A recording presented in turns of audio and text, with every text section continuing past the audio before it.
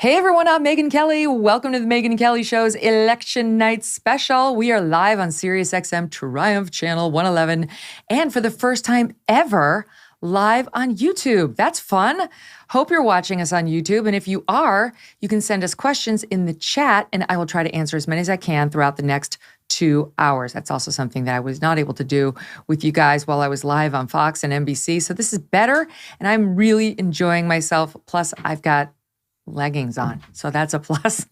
All right, joining us on the show this evening, we've got a cast of all-stars: Dennis Prager, Bari Weiss, David Sachs, Camille Foster, Larry Elder, and many more friends of the show. Right now, at 9 p.m. Eastern, polls are closing in several key states, including Arizona, Colorado, Michigan, New York, and Wisconsin. And already some key races have been called. The Associated Press projecting Florida Governor Ron DeSantis winner of the gubernatorial race in Florida. CNN projecting Florida Senator Marco Rubio will defeat his Democratic opponent, Congresswoman Val Demings. The margins are what's interesting there, and so far it seems like a bloodbath. Meanwhile, exit polls showing the top issue for voters was the state of the economy. And CNN's exit poll showing only 5% of people polled felt enthusiastic about the direction of the country. The New York Times tonight, and I'm not kidding, this is true, wrote tips on how its readers can deal with election night results. They include, quote, breathe like a baby, and, quote, plunge your face into a bowl of ice water. I guess when you cater to the snowflakes, you need to offer tips like that. Though if you are a snowflake, you really shouldn't be putting yourself in a bowl of ice water. It's not going to end well. It's going to be a fun couple of hours, so we're going to get started. Let's get right on it. When it comes to analyzing election night results, straight down the middle, there is no better place to look than the team at Real Clear Politics. I've been relying on them for the entire time I've been a journalist. Tom Bevan is the man behind it. He's the co-founder of RCP and its president, and he's here with us tonight to get us started. Tom, so great to have you. How you doing? Great to be here, Megyn. Thanks for having me. All right, so what's your overall take on what you've seen so far? Well, I mean, it's still early in a lot of these states, but as you mentioned, the margins in Florida were really impressive for Ron DeSantis, 19 points, and Marco Rubio, 16 points. Winning Miami-Dade County, I mean, just all sorts of Republican strength shown in the state of Florida. And we've seen that state growing more red over time, but this was really, Republicans flexing their muscles in the state of Florida. As far as some of the Senate races, it's early in Georgia. That race is very, very close. A lot of votes still to be counted. Close in New Hampshire. No call in Ohio or North Carolina yet. Both of those races are still being counted. So some work to do, even though in Ohio, the governor's race was called almost immediately. Mike DeWine reelected, and Chris Sununu in New Hampshire was immediately called as well. So, and we'll have to see what happens out west. I mean, obviously, we had this situation in Arizona with Maricopa County and the malfunctioning tabulators, but it looks like Republicans out there the turnout's pretty strong in both Arizona and Nevada. But again, a lot of votes still to be counted. Mm-hmm. All right, let's go through a few of those that you just ticked off. First, Florida. The Miami-Dade County in particular, as I understand it, DeSantis and Rubio both won that by double digits. And this is a county that Hillary Clinton won by 30 points in 2016. The enormous swing toward the GOP in what was a pretty solidly blue county when it came to voting.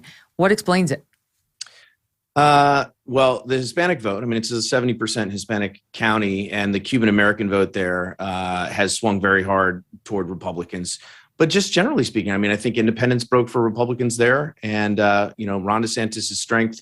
You're right. I mean, this was a county that Democrats, it was one of their strongholds for a long, long time. It hadn't been won by a Republican since Jeb Bush in 2002. So it's been 2 decades since this has happened. And obviously, Jeb Bush was a very popular governor as well. So, look, it just shows that I think, particularly in the state of Florida, Ron DeSantis is extremely popular. Marco Rubio, people were thinking that this race was going to be, the Val Demings was going to give him a real challenge. Yes. The polls were tight initially, and then at the end, he sort of broke away, and he even outperformed his polls by, I think 7 or 8 points.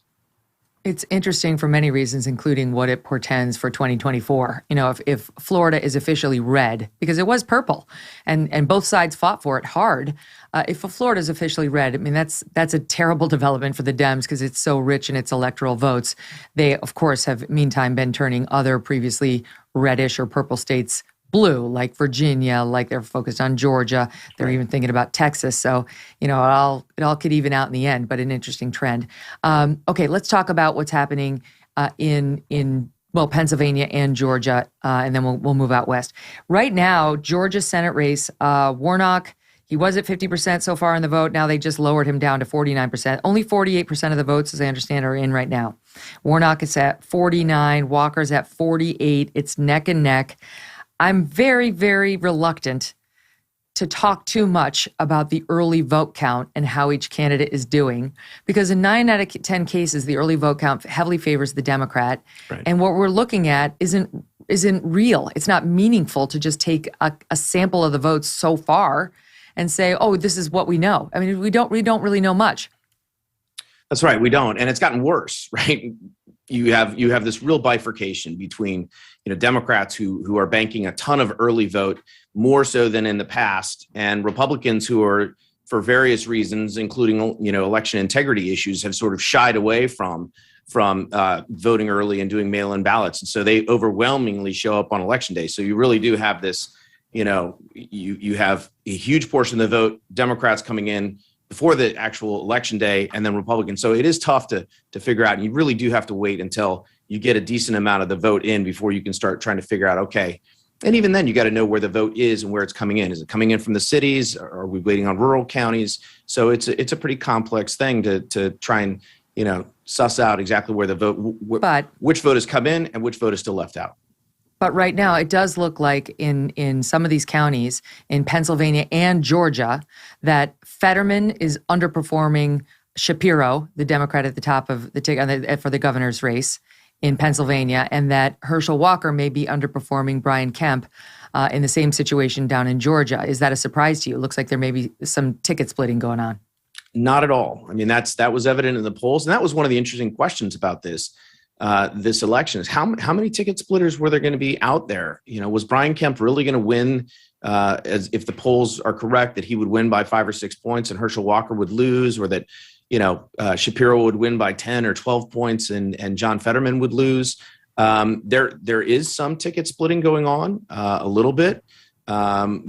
Just look at New Hampshire, where you've got, you know, again, Sununu is going to win overwhelmingly, and yet you've still got a really, really close race at the Senate level. So not terribly surprising to see that Fetterman is running behind and that Walker is running behind Kemp.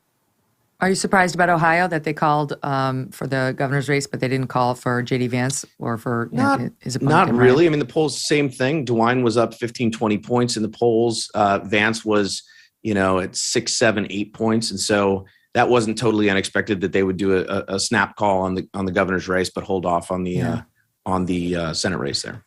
All right, let's move to Arizona, because what happened in Maricopa County is making all sorts of news. Harmeet Dillon, lawyer to a lot of GOPers, including President Trump, and including, in this case, Kari Lake and the GOP, has filed a lawsuit to try to keep the polls open in Maricopa County till at least 10 and to not start tabulating the votes or releasing them publicly until 11 p.m. because the voting machines, according to local officials, were printing ballots that didn't have enough ink. So the proper lines weren't showing up. They say that they've rectified the situation, but according to Kari Lake, and to Harmeet's lawyer, to the lawyer Harmeet's petition, she says that voters were told when they showed up, you can just spoil your ballot, you know, throw it away, and then you can just go to another polling station and you can vote there. And that voters then did that, only to be told, oh, no, you cannot. You started at this other place, and we're not going to let you vote here, because how can we be sure that vote didn't go through? People got upset. They were allowed to cast provisional ballots, but they don't know if they're going to be counted, and so on. It's been kind of a mess. That has Kari Lake saying the following, because keep in mind, her opponent is the Secretary of State who oversees the integrity of elections. Here's her soundbite 1. Do you think this is normal, guys? My question is, do you think what's happening here in Maricopa County is normal? We have had problems after problems. And there's a reason we decided to change locations. We were going to go to a pretty Republican area. But I woke up this morning and within minutes of the polls opening up, I started getting people calling, voters in tears, calling my personal number, saying, what's going on? The tabulators aren't working.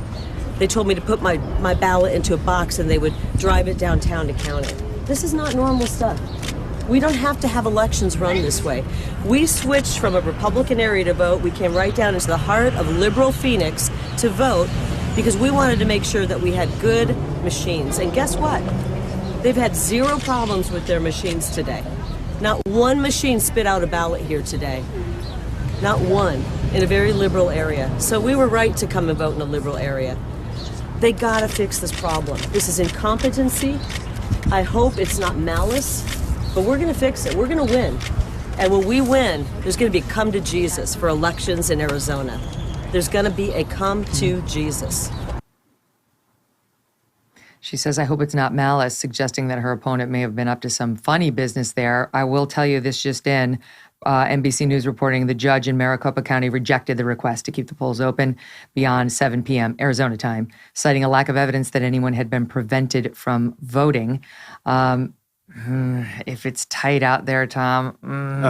I mean, it's just unbelievable that after what happened in 2020 and all of that, the state had 2 years to get their stuff together and to show up on election day. Again, remember, not just that Katie Hobbs is the Secretary of State, but the Democrats have banked a lot of their early vote, or a lot of their vote in the early voting period. And knowing that it's overwhelmingly Republicans that are going to show up on election day to vote, that 20 to 25, even 27% of the tabulating machines in the largest county in the state do not work is just unbelievable. And I hope everybody who wanted to vote got a chance to vote. And I hope this all works out. But it absolutely invites, I mean, if this race comes down to, and Kerry Lake or Blake Masters lose by, 5,000 votes or half a percentage point or 1 percentage point, it absolutely invites the kind of speculation that, something was not on the up and up. And that's the political landscape we are. Again, hopefully it doesn't come to that. And hopefully, whoever wins in Arizona will win by a margin that will, sort of preclude anybody thinking that this snafu that happened today was done in any sort of deliberate way. This just came in, Tom, MSNBC reacting to this whole situation that you and I are discussing. Listen here. So the fact that Arizona is already the epicenter of the big lie 2022 is not an accident. The cyber ninjas aren't coming to get him this time. But again, as January 6th committee presented all the evidence, it was like, oh yeah, they did all that in public. Yeah. As we're covering Arizona tonight, they've done it all in public. And remember, this was the big lie 2022. I mean, this is already. I mean, listen. You can't watch MSNBC. I mean, they had someone on earlier who was saying that, there's been more voter suppression going on in Georgia this year than there ever has been in the past, which is just absolutely absurd. I mean, imagine what MSNBC would be saying if the largest county in, let's say, Georgia, where there were, overwhelmingly Democrats were going to turn out to vote, and suddenly, 1/5 of the machines malfunctioned. Imagine what they'd be saying, in that circumstance. So I think you just kind of have to ignore that. And as Kerry Lake points out, in no other counties, if the ballot machines were working perfectly in all the GOP counties, which is what Kerry was saying, that, you've got an opponent who's in charge of this whole situation. It just so happens that in the red-leaning county, the printers weren't loaded with the proper ink. This was just an ink solution. It seems so simple to both break and to fix. Yeah, they'd be losing their minds. But Tom, we'll be back to you I will say this real quickly, shortly. Megyn. Yeah, go ahead. The numbers that are coming out of Maricopa County and other counties, by the way, in Arizona, look very, very good for Republicans. And it seems like this may not have affected, it may have actually energized Republicans who were pissed off about, the snafu and went to different locations, whatever. We'll see how long it takes to count the ballots and where this ends up. But it may not have, it may have actually improved the Republican turnout in Maricopa because of the way this all went down. And to reiterate, they were given provisional ballots, apparently. And so if things did get very tight, there should be a record of how they tried to vote. Tom, we will be back to you often throughout the next couple of hours. Tom and our pal Jim Geraghty of National Review are hanging out with us all night to keep us up to date on all the breaking developments. So we'll get back to them as well. And it's certainly if something big happens. Joining me now, Larry Elder. He is the host of The Larry Elder Show, which can be heard on more than 300 radio stations nationwide. Larry, it's not good to have something like that kicking off one of the big races that we're all watching in both the Senate and the gubernatorial race in a state that's already under the microscope from 2020, Arizona. No, it's not good. And I was an early supporter of Kari Lake. I've known her for a number of years. Campaigned for her and campaigned with her, attended a rally with her. And this is almost unfathomable. And as you pointed out, her opponent is a Secretary of State. So it certainly invites speculation as to whether or not the election is going to be on the up and up in the event that it's a close election, as Tom pointed out. One of these things that I find fascinating, though, Megyn, about this whole business about election deniers is the Democrats spent about $50 million getting various so-called election deniers nominated on the Republican side because they assumed that they would be easier to beat. Furthermore, for years, people like Hillary Clinton, people like Al Gore, Stacey Abrams have been talking about how their elections were unfair, stolen, they were victimized by voter suppression, and nobody called them election deniers, and nobody accused them of undermining the foundation of America's republic. So the hypocrisy is just almost bone-chilling. You have Jimmy Carter, the former president of the United States, saying in 2019 that he thought the Russians put Donald Trump in office. There was a 1,000-page Senate report. They made two major conclusions about 2016. Conclusion number one, the Russians tried to change voting machine tallies, but they failed to change a single one. Jay Johnson, Obama's DHS secretary, testified under oath. The Russians failed to change a single vote tally, yet 66% of Democrats, according to a YouGov poll, believe the Russians changed vote tallies to elect Donald Trump. The other major finding was that we have no idea, said Jay Johnson, whether or not the Russian interference, and there clearly was interference, altered the outcome of election or affected public opinion. Yet, according to Gallup, 78% of Democrats believe the Russian interference altered public opinion. In other words, a greater percentage of Democrats believe 2016 was quote unquote stolen. The Republicans would feel the same way about 2020. Yet nobody called them election deniers. Hillary's social media platforms were never shut down, even though she referred to Donald Trump many times as illegitimate and many times referred to the 2016 election as stolen. So the hypocrisy is just, as I said, bone-chilling, jaw-dropping. I'm running out of ways to express it. We know, we get the point. And meanwhile, the Washington Post tonight has got a running tally of how many of the, quote, election deniers get elected. They're keeping a list and taking names, Larry. And I'm sure, we'll see whether Stacey Abrams winds up on that list. It doesn't appear that she will because she's not on track to win. Want to bring you this bit of breaking news. Fox News Decision Desk is calling the Texas race for Governor Greg Abbott, putting an end to Beto O'Rourke's how many challenges has this been? Him challenging him, Ted Cruz, and so on. It is not to be for Beto, notwithstanding his weird dancing videos at the end, to the surprise of no one. Let me get to this. The exit polls have some fascinating information in them, and my overall impression on it, Larry, is it's not good for the Democrats, and it's absolutely awful for Joe Biden. The numbers, yes, we're not surprised to see inflation is the most important issue, and the voters trust the Republicans to handle it more than the Dems. I will say I was surprised to see close behind it was abortion. 32% say inflation's number one, 27% say abortion's number two. On abortion, they trust the Dems more by a 10 percentage point margin. But you get to like the overall numbers, okay? Economy, 75% say the economy's poor or not good. Inflation, 78% say this past year, inflation has caused their family moderate or severe hardship. You go down the list on values. Our society's values on gender identity and sexual orientation changing for the worse or for the better. 50%, they're changing for the worse. Only 27% say they're changing for the better. 20% say neither. I could keep going. But on the cultural issues, on the economic issues, on crime and so on, these voters are ready to pull the lever for the Republicans. Abortion, as it turns out, was indeed the Democrats' best issue.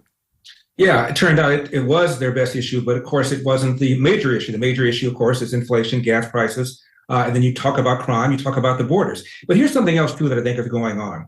For the last several years, we've had all of this wokeism, big push for diversity, inclusion, equity. So it's infused every segment of our society, academia, media, big tech. People are walking on eggshells lest they be perceived as racist. Ibram Kendi, the anti-racist, would probably be smiling about how anti-racist America is. So if America is anti-racist, if you're Black or if you're brown, and you no longer think of yourself as victimized by systemic racism, then you begin to think of yourself the same way other Americans think of themselves. I'm worried about crime. I'm worried about inflation. I'm worried about whether or not my kid is going to be infused with critical race theory. I'm worried about the borders, like everybody else. You can't, on the one hand, attack America for being racist and put in all these programs and policies and pressure to make America more sensitive to race, and then say it didn't matter. You're still systemically oppressed. So I think that they have kind of been victors of their own success in convincing people that we need to lean over backwards to avoid the appearance of being racist. Because more and more Black and brown people say, okay, what about the things that affect me? What about when I go to the gas station? What about when I take my kid to school? What about inflation? What about the fact that I'm paying $400 or $500 a month more for the same goods and services that I paid 2 years ago? This is what's going on in the country, and the Democrats are going to pay for it. The numbers on race, according to the exit polls, racism is a major problem. 50% of voters said yes. Minor problem, 30%. Not a problem at all, 16%. So you have 46% saying it's either minor or not a problem. You got 50% saying it's a major problem. And by the way, we don't know what kind of racism those folks are talking about. You know, those could be Asian Americans, those could be any type of Americans. And so I think the Democrats are going to be surprised to see that their messaging has not resonated in the way that they would expect, especially given their total control of the media. You look at how things are going in the United States, and this is number one. How are things going in the United States? 73% of today's electorate is either angry or dissatisfied. Angry or dissatisfied. That's why in these midterm elections, the party in power tends to lose seats and lose a lot of them. And Megyn, on the racism thing, people might even be talking about racism on the left. I'm in Los Angeles, and there were 3 members of the LA City Council on a leaked tape. They were Latina, all talking about how they're going to suppress the Black vote, making horrific statements about Jews, about even fellow Mexicans, and about whites. And so I think a lot of people feel that this business of America being systemically racist is something that not just white Christian male Republicans are guilty of, but also people on the left are guilty of. And again, I think people are sick of it. You can't have a president named Barack Obama reelected with the worst economic recovery since 1949, getting a higher percentage of the white vote than John Kerry did 4 years earlier, and still talk about how racist America is. It's not going to fly. What do you make of the wrong track? That's basically right track, wrong track. How are things going? 73% say they're angry or dissatisfied. I guess how many are enthusiastic about the way things are going? 5%. 5%. And of course, Joe Biden, his popularity is in the 40s. You put the wrong track and his popularity, and again, gas prices up 100% since he took office. Inflation, highest it's been since 40 years. You add it all up, it's not good. And because Biden was in charge of government, the Senate and the House, it means Democrats were able to do pretty much what they wanted to do. And here are the results. It's not quite as bad as California, where the Senate and the Assembly are supermajority Democrats. But the point is, when the Democrats are in complete control, this is what happens. Tax, spend, regulate, inflation, bad news. Yeah, I mean, the numbers are actually dreadful, and that really does explain what's happening today. When you have that and you have 34% of the electorate today, 65 or older, compare that with just 22% back in 2020, that's not good because the older vote tends to go Republican. I mean, this is just a fact. More young people would be better for the Democrats. More older voters would be better for the Republicans. And every year, the Democrats try to chase that youth vote like it's going to be their savior. And every year, the young people disappoint them. And especially in a midterm, it tends to be old people who care about politics and get out there and vote. But that didn't stop them from trying. I'm in LA. There's a suburb of LA called Culver City. Believe it or not, there's a proposition to lower the voting age to 16. And if you look at the polls, people who are 16 years old, 17 years old, they tend to be more left-wing than their parents. That's why they're doing it, in order to hold on to power. I'm getting a question for you from one of our YouTube viewers, Robert Neal, who asks, ask Larry if he will run again, maybe for mayor of LA. How about mayor of LA? Well, there's a very interesting mayoral race going on right now between Karen Bass, a longtime Democrat, and Rick Caruso, who was a longtime Republican. Then all of a sudden, before he registered to run for mayor, he switched over to Democrat. He is a multi-billionaire who's outspent his opponent 10-1. He spent $100 million of his own money, and it narrowed the gap, but he's still down by about 4 or 5 points. Last I checked. As far as myself is concerned, I am thinking about running for something else, but it's not going to be California. It's going to be something a little bit bigger. I'm been spending a lot of time in Iowa, Megyn, and in New Hampshire. And you know why those 2 states are important. I haven't made a decision yet, but sometime next year I will. And I'm giving it strong consideration, not because I want to displace Donald Trump or Ron DeSantis. I think they're both great people. And I love Donald Trump, ran with him. Rather campaigned with him, supported him, and certainly will enthusiastically support him in the event that he becomes a nominee. And I suspect he will. I want to talk about some of the other things you and I have been talking about, which is the demise of the nuclear intact family and this BS about systemic racism. And I think I can talk about those things in a compelling way that maybe some of the other Republican candidates cannot. Wait, so our audience member, Robert Neal, has broken a little news with you here, Larry. It's not just LA mayor, which might be on the table. It's a presidential challenge, even in the GOP primary. Even if Donald Trump runs, would you actually challenge him? Even if Donald Trump runs. When I ran for governor here, I didn't say one negative thing about any of my Republican rivals. Unfortunately, they did not return the favor. But no, I'm not going to say anything negative about these guys. I'm going to talk about all the issues we talked about tonight, the inflation, the gas prices, this war against oil and gas, the porous borders, but also the fact that the welfare state has incentivized women to marry the government and incentivized men to abandon their financial and moral responsibility. And now 40% of kids born today in America enter the world without a father married to the mother. 70% of Black kids do. Half of Hispanic kids do. 25% of white kids do. It is a national scandal that neither party, in my opinion, is spending very much time talking about. And the other thing is about systemic racism. It is a lie. It's pitting each other against each other. It's causing cops to pull back. It's called the Ferguson effect or the George Floyd effect. And the people that are killed most because of the excess deaths are Black and brown people living in the inner city. And we need to talk a lot more about that. My father never knew his biological father, so it's not a death sentence. He grew up dirt poor, 8th grade education, clean toilets, 2 full-time jobs doing that. Megyn, fast forward, he starts a little cafe. My dad retires in his early 80s. And when he retired, his net worth was close to a little bit under $1 million. And my father was a patriot, a Republican, a Christian, and he believed in hard work. And he would not let my brothers and me whine about anything at all, given the comparison between our circumstance and the circumstance he grew up in Athens, Georgia during the Jim Crow South. So the fact that you have young people running around talking about systemic racism, to me, is an abomination. And we ought to be talking more about that and tell them to knock it off, invest in yourself, work hard, get an education, don't have a kid before you're 20 years old, get married first, get a job, keep a job, don't quit the job, avoid the criminal justice system. You will not be poor. Larry Elder, so great to talk to you. Thank you so much for being here tonight. We'll continue to follow your own hat in what race it gets thrown into, whether it's mayoral or presidential. See you soon. Thanks for being here. My pleasure. Thank you. Just to update you guys again, that lawsuit that we told you about that Harmeet Dillon filed on behalf of Kari Lake and others in Arizona has been rejected by a Maricopa County judge, saying that there was no one who had been denied a ballot, that no one's vote was not counted as a result. So that put a little check mark next to that just in case it gets really tight in Arizona. We've got a few more race calls coming in. CNN projecting Sarah Huckabee Sanders, the one-time press secretary and communications director for former President Trump, will win Arkansas's gubernatorial race. How about that? God, she took so much incoming. They were so nasty to her. Of course, her dad, Mike Huckabee, became a star as the governor of that same state. And so it's nice to see the daughter take the baton. CBS News projecting Republican Marjorie Taylor Greene will win re-election, defeating Democratic challenger Marcus Flowers. They called that early and quickly.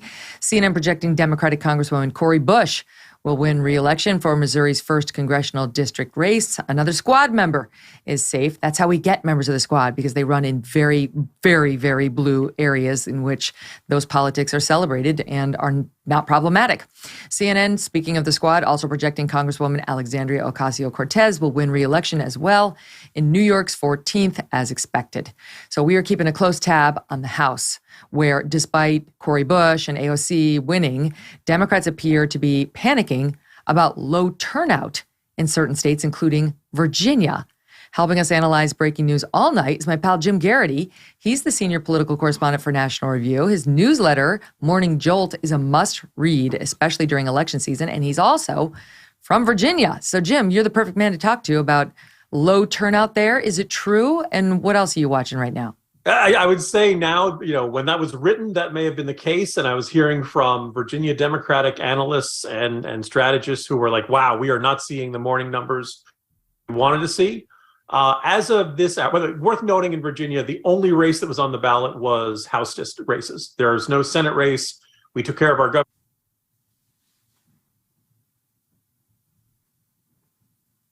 Congressman who was swept in the wave of 2018, sustained by the presidential turnout of 2020. This year, you were on your own. And I think Republicans thought they had shots in 3 races this year. Right now, the networks are calling 2 of them for Democrats, and it's kind of frustrating. Spanberger and Wexton. Wexton was going up against Hung Chau, who I thought was one of the best candidates of the cycle. This is a fair, this is also post-redistricting. These districts became a little less friendly for Republicans than they had been before, but they thought they had a shot. And it looks like Hung Chau is going to be within 3 points, a very respectable margin in a pretty heavily Biden district. But the projection is that Wexton will be reelected.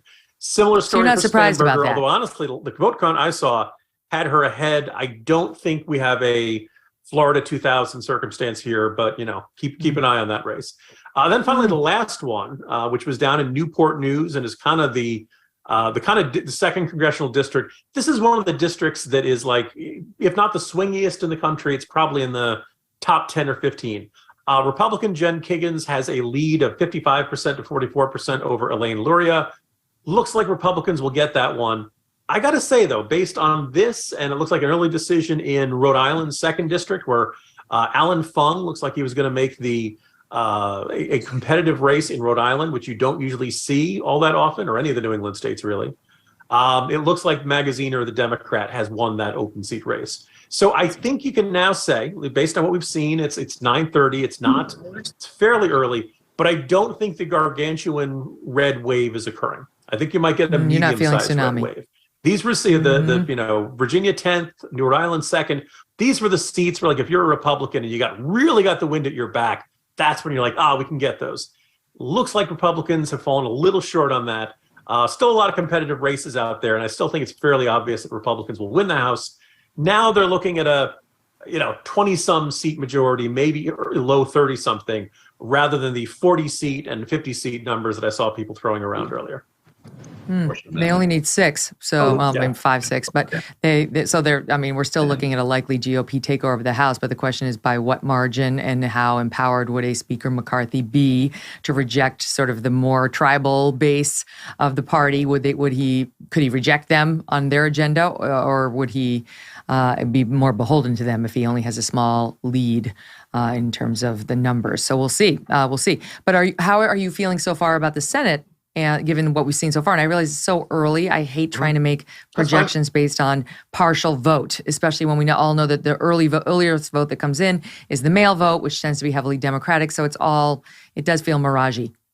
Yeah, I was going to say that I think so far in the night, there are 2 big stories or 2 big surprises. Look, we all knew that Ron DeSantis was going to win Florida. We all knew there was a really good chance Marco Rubio was going to win his reelection bid. Rubio, last I checked, was up by 15 percentage points, and DeSantis was up by 19 percentage points, right? So the story, I saw you talking about this with Tom Bevan earlier. Florida is now not just it's a crimson state. It is an intensely red state. And I think if you're Republicans thinking about the 2024 presidential, bid, a guy who can clean up in that state like Ron DeSantis looks really appealing right now. I think the interesting contrast is that we haven't seen this necessarily in lots of other states. It looks like Ted Budd is going to win in North Carolina. I don't see too much Republicans panicking about that, but it doesn't look like a terribly big margin. The Republicans I'm hearing are not panicking about J.D. Vance. I think that they think he finishes on top, but it's not going to be a terribly wide margin. It looks like he may have underperformed a bit. It's kind of too early to tell in a bunch of these other states. Don Bolduc up in New Hampshire. Now look, they've only accounted a little bit of the vote out there, but Democrats are saying they think Senator Hassan is holding on there. Time will tell, but I don't think you saw a huge Republican wave in Florida that is not being mimicked in other places. Now, this doesn't mean Republicans aren't going to win, But I think maybe, Republicans are going to look at the results, at least as we've seen so far, and be slightly disappointed. Not oh, this is terrible, but just a recognition of, okay, we did not hit that gargantuan red tsunami, red tidal wave that we were, like visions of sugar plums dancing the heads in the final days of the election. Yeah, well, we were looking going in to see whether it would be a tidal wave. It would just be like a normal wave that you could surf, or it would just be a little puddle, like a little teeny tiny wave that you would still put your little 2-year-old in the ocean with. So any of those, I think, would be acceptable to the Republicans, so long as they win control of at least one body of Congress. But they'd prefer, of course, the tsunami. So far, we don't have a tsunami. And you're questioning whether it's too early to call that Spamberger race, because some have called it for her.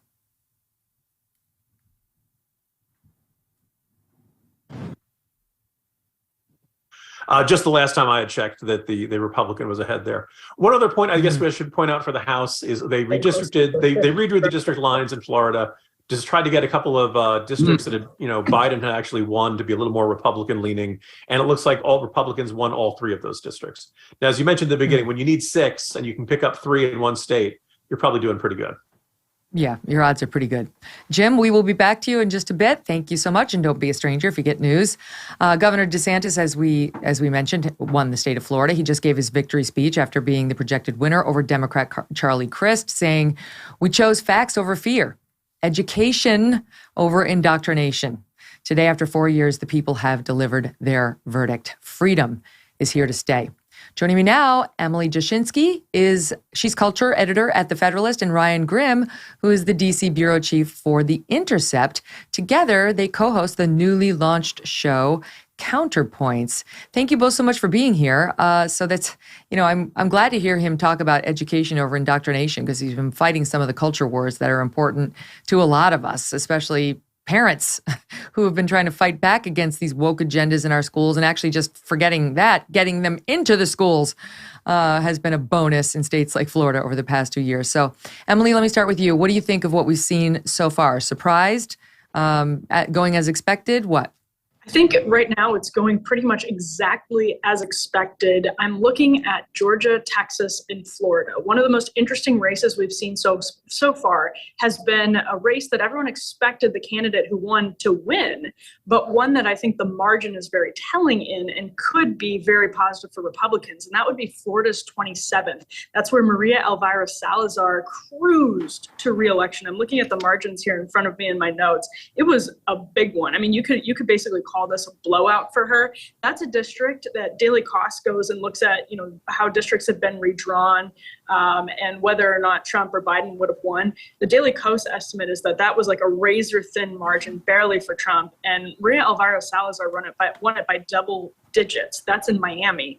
And so that's something that you can see the Cuban vote, at least, if not, maybe that speaks more broadly for the Hispanic vote. And that's where, when we look at Texas, I want to see what the margins look like in the 34th. That's where Mayra Flores is running. She's a congresswoman right now. She is up for re-election. If that's a big margin, that's another really positive sign for Republicans going forward, not just tonight. So, and Georgia, Herschel Walker needs to clear a 50% threshold, inching closer to that. It's a tight margin, but as more and more votes come in, if he hits that 50% threshold, he doesn't have to go to a runoff. But in the bigger picture question of where things go after tonight, whether or not we are witnessing a political realignment, I would still encourage folks to be looking at Florida and Texas in particular. Ryan, the strength of abortion as an issue amongst these exit polls is, I have to say, is surprising to me. 32% saying inflation is their number one, 27% saying it's abortion. They trust the Democrats to handle that more than the Republicans by 52 to 42. The inflation obviously affecting a lot more people, and on that they trust the Republicans. But I suppose this could be influencing how some of these races are tighter than we would be seeing if we were expecting full tsunami.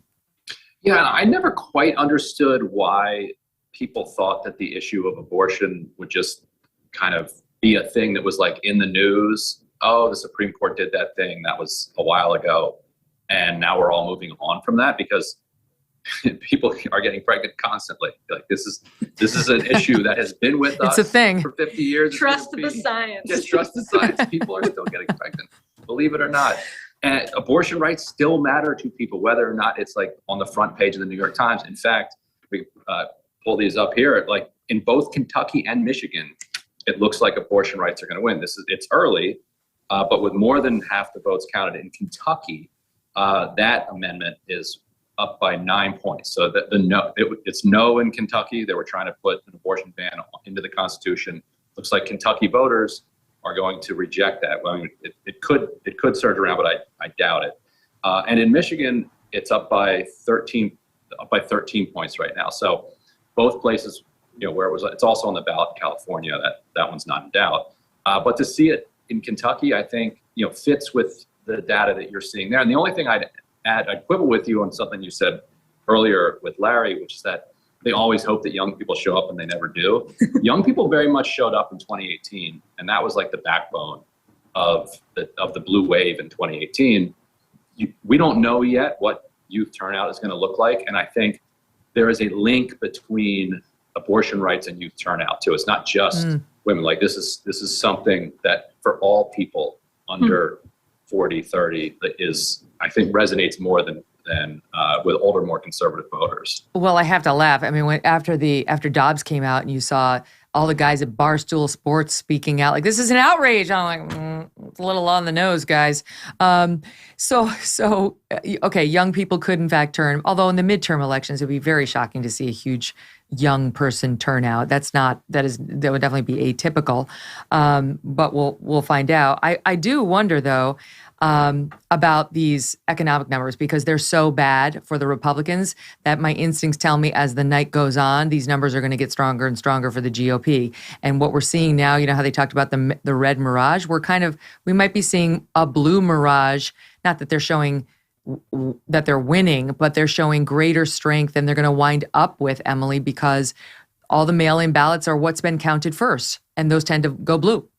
Right. I think what we're learning right now is whether the difference is going to be, it's a good night for Republicans, a predictable night in a bad economy with an unpopular president, or a great night that's sort of buoyed by the fact that you have realignments happening, perhaps in Democratic areas with heavy Hispanic voters, where you're seeing marginal but significant shifts in the Black vote, particularly the Black male vote. Wisconsin is a state to watch for that. What happens in Milwaukee is a place to watch for that. And we don't have any idea what's going to happen there, and we won't for the next hour or so. So the difference between good and great is really significant, I think, in this case, particularly because it bodes for, whether or not it's politics as usual or a realignment, whether the realignment is real and significant and showing up in elections, not just in sort of the media navel-gazing chatter. But actually showing up in the polls. So I think we still have a couple hours to go until we know whether or not this election is evidence of that.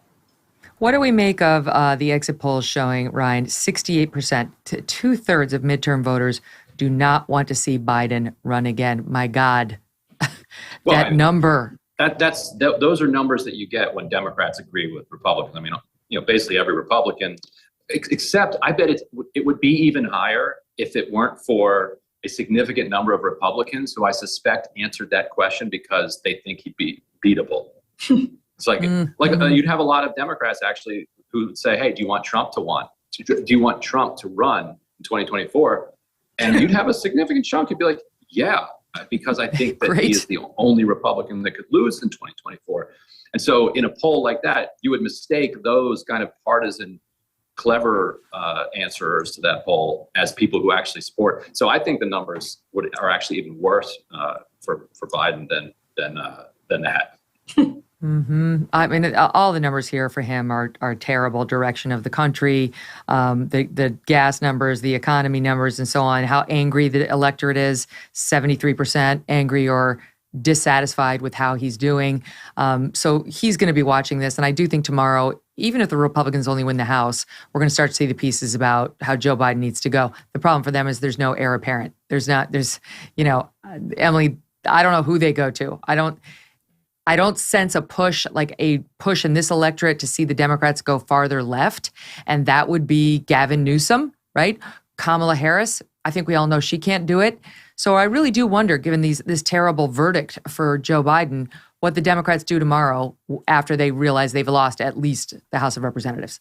I think they continue to spin. And this puts me back in those days after Donald Trump won the election in 2016. And I thought to myself, well, if the host of Celebrity Apprentice winning the presidency over the former Secretary of State doesn't shake the media and the political establishment into some form of self-correction, then literally nothing will. And they flirted with it for a couple days. And then, it was Russia collusion within a few months of that.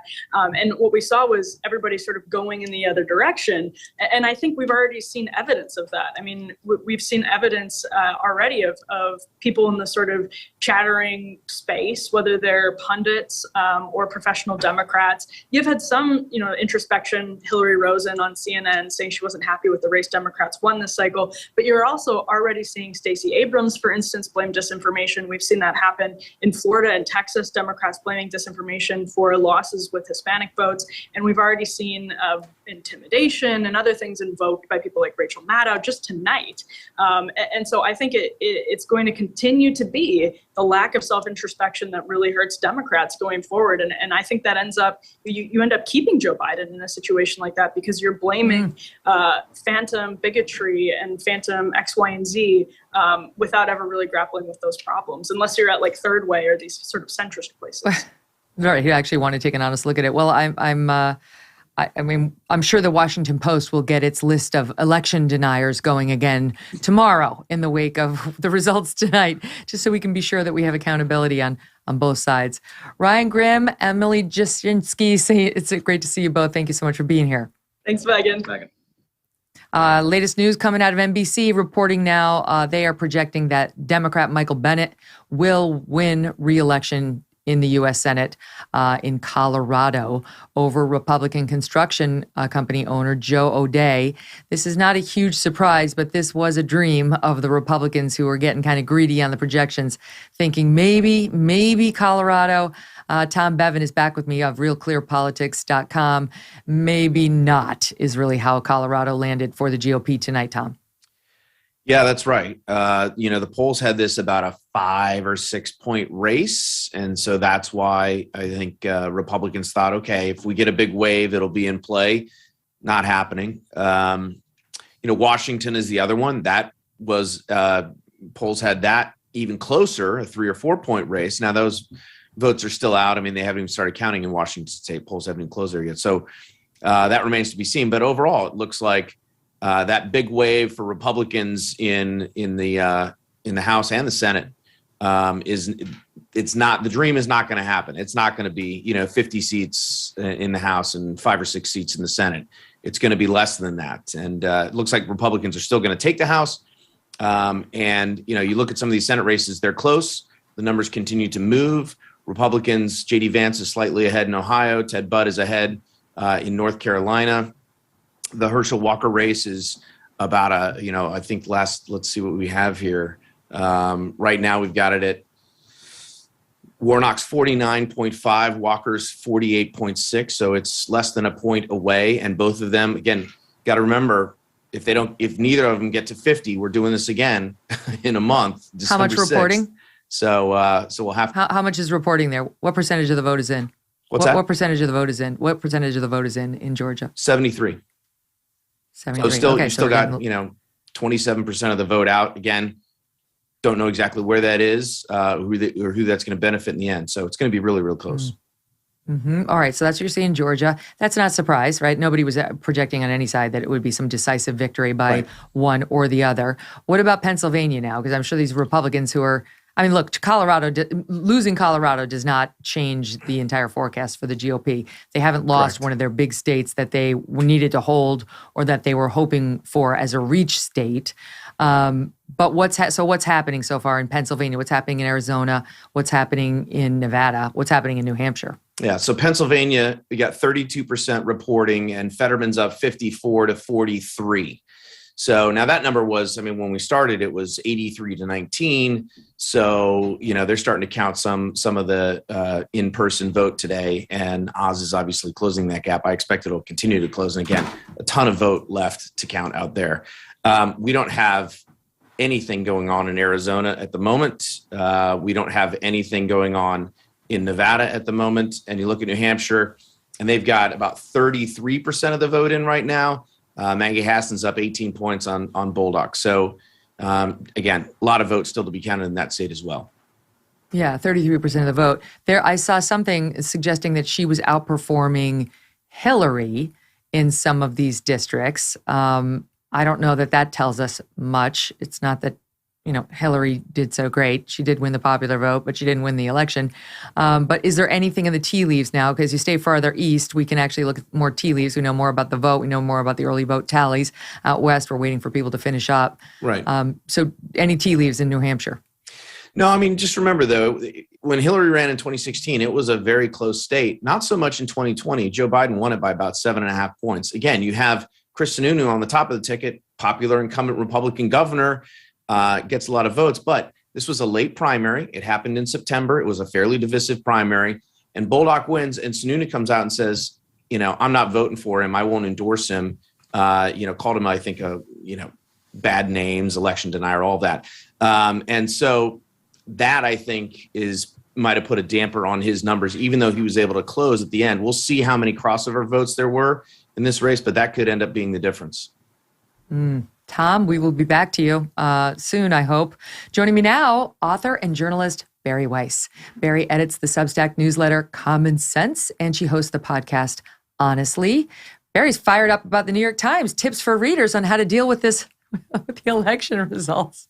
Bari. Enough. I'm here with my weighted blanket. Yeah, I don't know if you saw it, but the New York Times offered 5 ways to soothe election stress, which include tips like plunge your face into a bowl of ice water for 15 to 30 seconds. Maybe I'll do that. Breathe like a baby was one of them. Another was something called 5-finger breathing. I live in LA, so you would imagine that I would know what that is. But, I'm expecting them to update this with whatever the next recommendation will be, maybe hot milk and cookies for the millions of Americans who are terrified by what they are seeing tonight. This reminds me after Trump won, when our schools in New York City at the time and so many others around the country gave the kids a day off. They were like, oh my God. And of course, everyone's going to leave school to go to the Women's March and everyone needs counseling. It was just a presumption that you were distraught and that your child needed therapy. Going into tonight, understanding that it was very likely the Republicans were going to take at least the House. They knew what their readers needed. And I would venture to say they were exactly right, Bari. Yeah, I mean, red wave, red tsunami, red trickle. I suspect many people are going to be calling in for mental health days across the coast of this country. Right. And we'll become election deniers like that. You wait, it's going to be fun. I'm going to tell my team first thing in the morning, get the tapes ready. Let's see who does it, and let's get the hypocritical tapes going. Yeah, I haven't been watching cable yet, but I'm going to do that after. Yeah, exactly. We'll compile this out and you'll see, and you can use them. One of the big issues that we're looking at tonight, though it's not the top issue like inflation, and it's not the second issue, which is abortion, is crime. The voters do care about crime, and that was reflected in the polls. It's basically tied with gun policy, coming in at 12%, care about that as one of their most important issues. So it goes inflation, abortion, crime, gun policy, and immigration coming in at 10. That was a little earlier in the evening. That might have been updated since then. Crime has been something that Dr. Oz ran on big time in Pennsylvania to tighten those numbers when he was getting killed by Fetterman in the polls. We saw it in Michigan, where Tudor Dixon was trying to take aim at Governor Whitmer. We've seen it in state after state where the more sort of reddish candidates have said this Democrat is soft on crime, and they are to blame for the numbers. How big a factor do you think that is tonight, and what do you think is happening? I mean, do you think it's the reason Lee Zeldin even had a chance coming into today? Exactly, right. I think of states like New York, Oregon, not states that you think of as being up for grabs in any way at all, and yet somehow they're in play, right? In New York, you have Republican Lee Zeldin running against incumbent Kathy Hochul, and the entire time he's basically running on crime, and she's saying, I don't know what you're talking about. You'll remember in the debate between the two of them, she said something like, I don't know why you care so much about that. I can't quite think of a clip that would be more out of touch with voters. And then a few days ago in an interview outside of the subway, she was asked about safety riding the subway. And of course, there have been a spate of just unbelievably horrific attacks, often being carried out by people with multiple previous counts. And she said that Zeldin was hyperventilating about crime. Now, all major crimes, with the exception of murder, are up in New York City right now. And you know it's bad when Stephanie Ruhle on MSNBC, this happened a few days ago, was interviewing Kathy Hochul. And she said, we don't feel safe. I don't go on the subway. She talked about going into Rite Aids and CVS's, and this is the case in LA, this is the case in San Francisco, this is the case in parts of New York, and not just having the razors behind lock and key, but having basic necessities like toothbrushes and toothpaste and tampons, because that's how regular shoplifting has gotten in places like New York City. Now, in Oregon, it's a sort of similar story, right? You don't think of Oregon as a place where a pro-life, pro-gun rights candidate for governor would even have a chance, right? And yet Christine Drazan is in a dead heat in the race for governor. And there's a reason for that. We just ran an excellent piece on our Substack Common Sense by Leighton Woodhouse, who went to Portland, not exactly known as a MAGA stronghold, and talked to all of these liberals and Democrats who are saying, basically, I'm voting for her. And the reason I'm voting for her, even though I'm even though I'm pro-choice, even though I'm a lifelong Democrat, even though I'm gay, and she put out an ad to this effect, is simply because the city has become unlivable because of crime, because of homelessness, because of basically drug policies that have allowed for for open use. People talk about the city being in shambles, how they're scared, men and women, to walk alone at night in the streets of Portland. So as much as Democrats wanted to sort of run this election on questions of, democracy being in peril, for people who are living in neighborhoods where, I'm speaking of mine right now, catalytic converters are getting stolen out of people's cars on a regular basis, that just rates higher than things like democracy, an abstract issue, or climate change for people. Do you think in the way that the last go round, the tape of Abigail Spanberger down in Virginia went viral, it got leaked, of her talking to her Democratic colleagues saying, this defund the police stuff is toxic. We cannot go forward on this messaging. And that was brave, because it was, that was 2020 that she said that. Now we're 2 years later. And you still have some of these races being dictated by messaging like that. Mandela Barnes against Ron Johnson in Wisconsin. He's a defund the policer, the Democrat, Mandela. He's a no bail guy. Kathy Hochul has been dealing with the no bail policies here in New York. In New York City, they took away money from the police before they then quietly said, oh, shoot, that was a bad idea. Here it is back again. So I wonder whether, at a minimum, this election is going to put an end to that nonsense once and for all.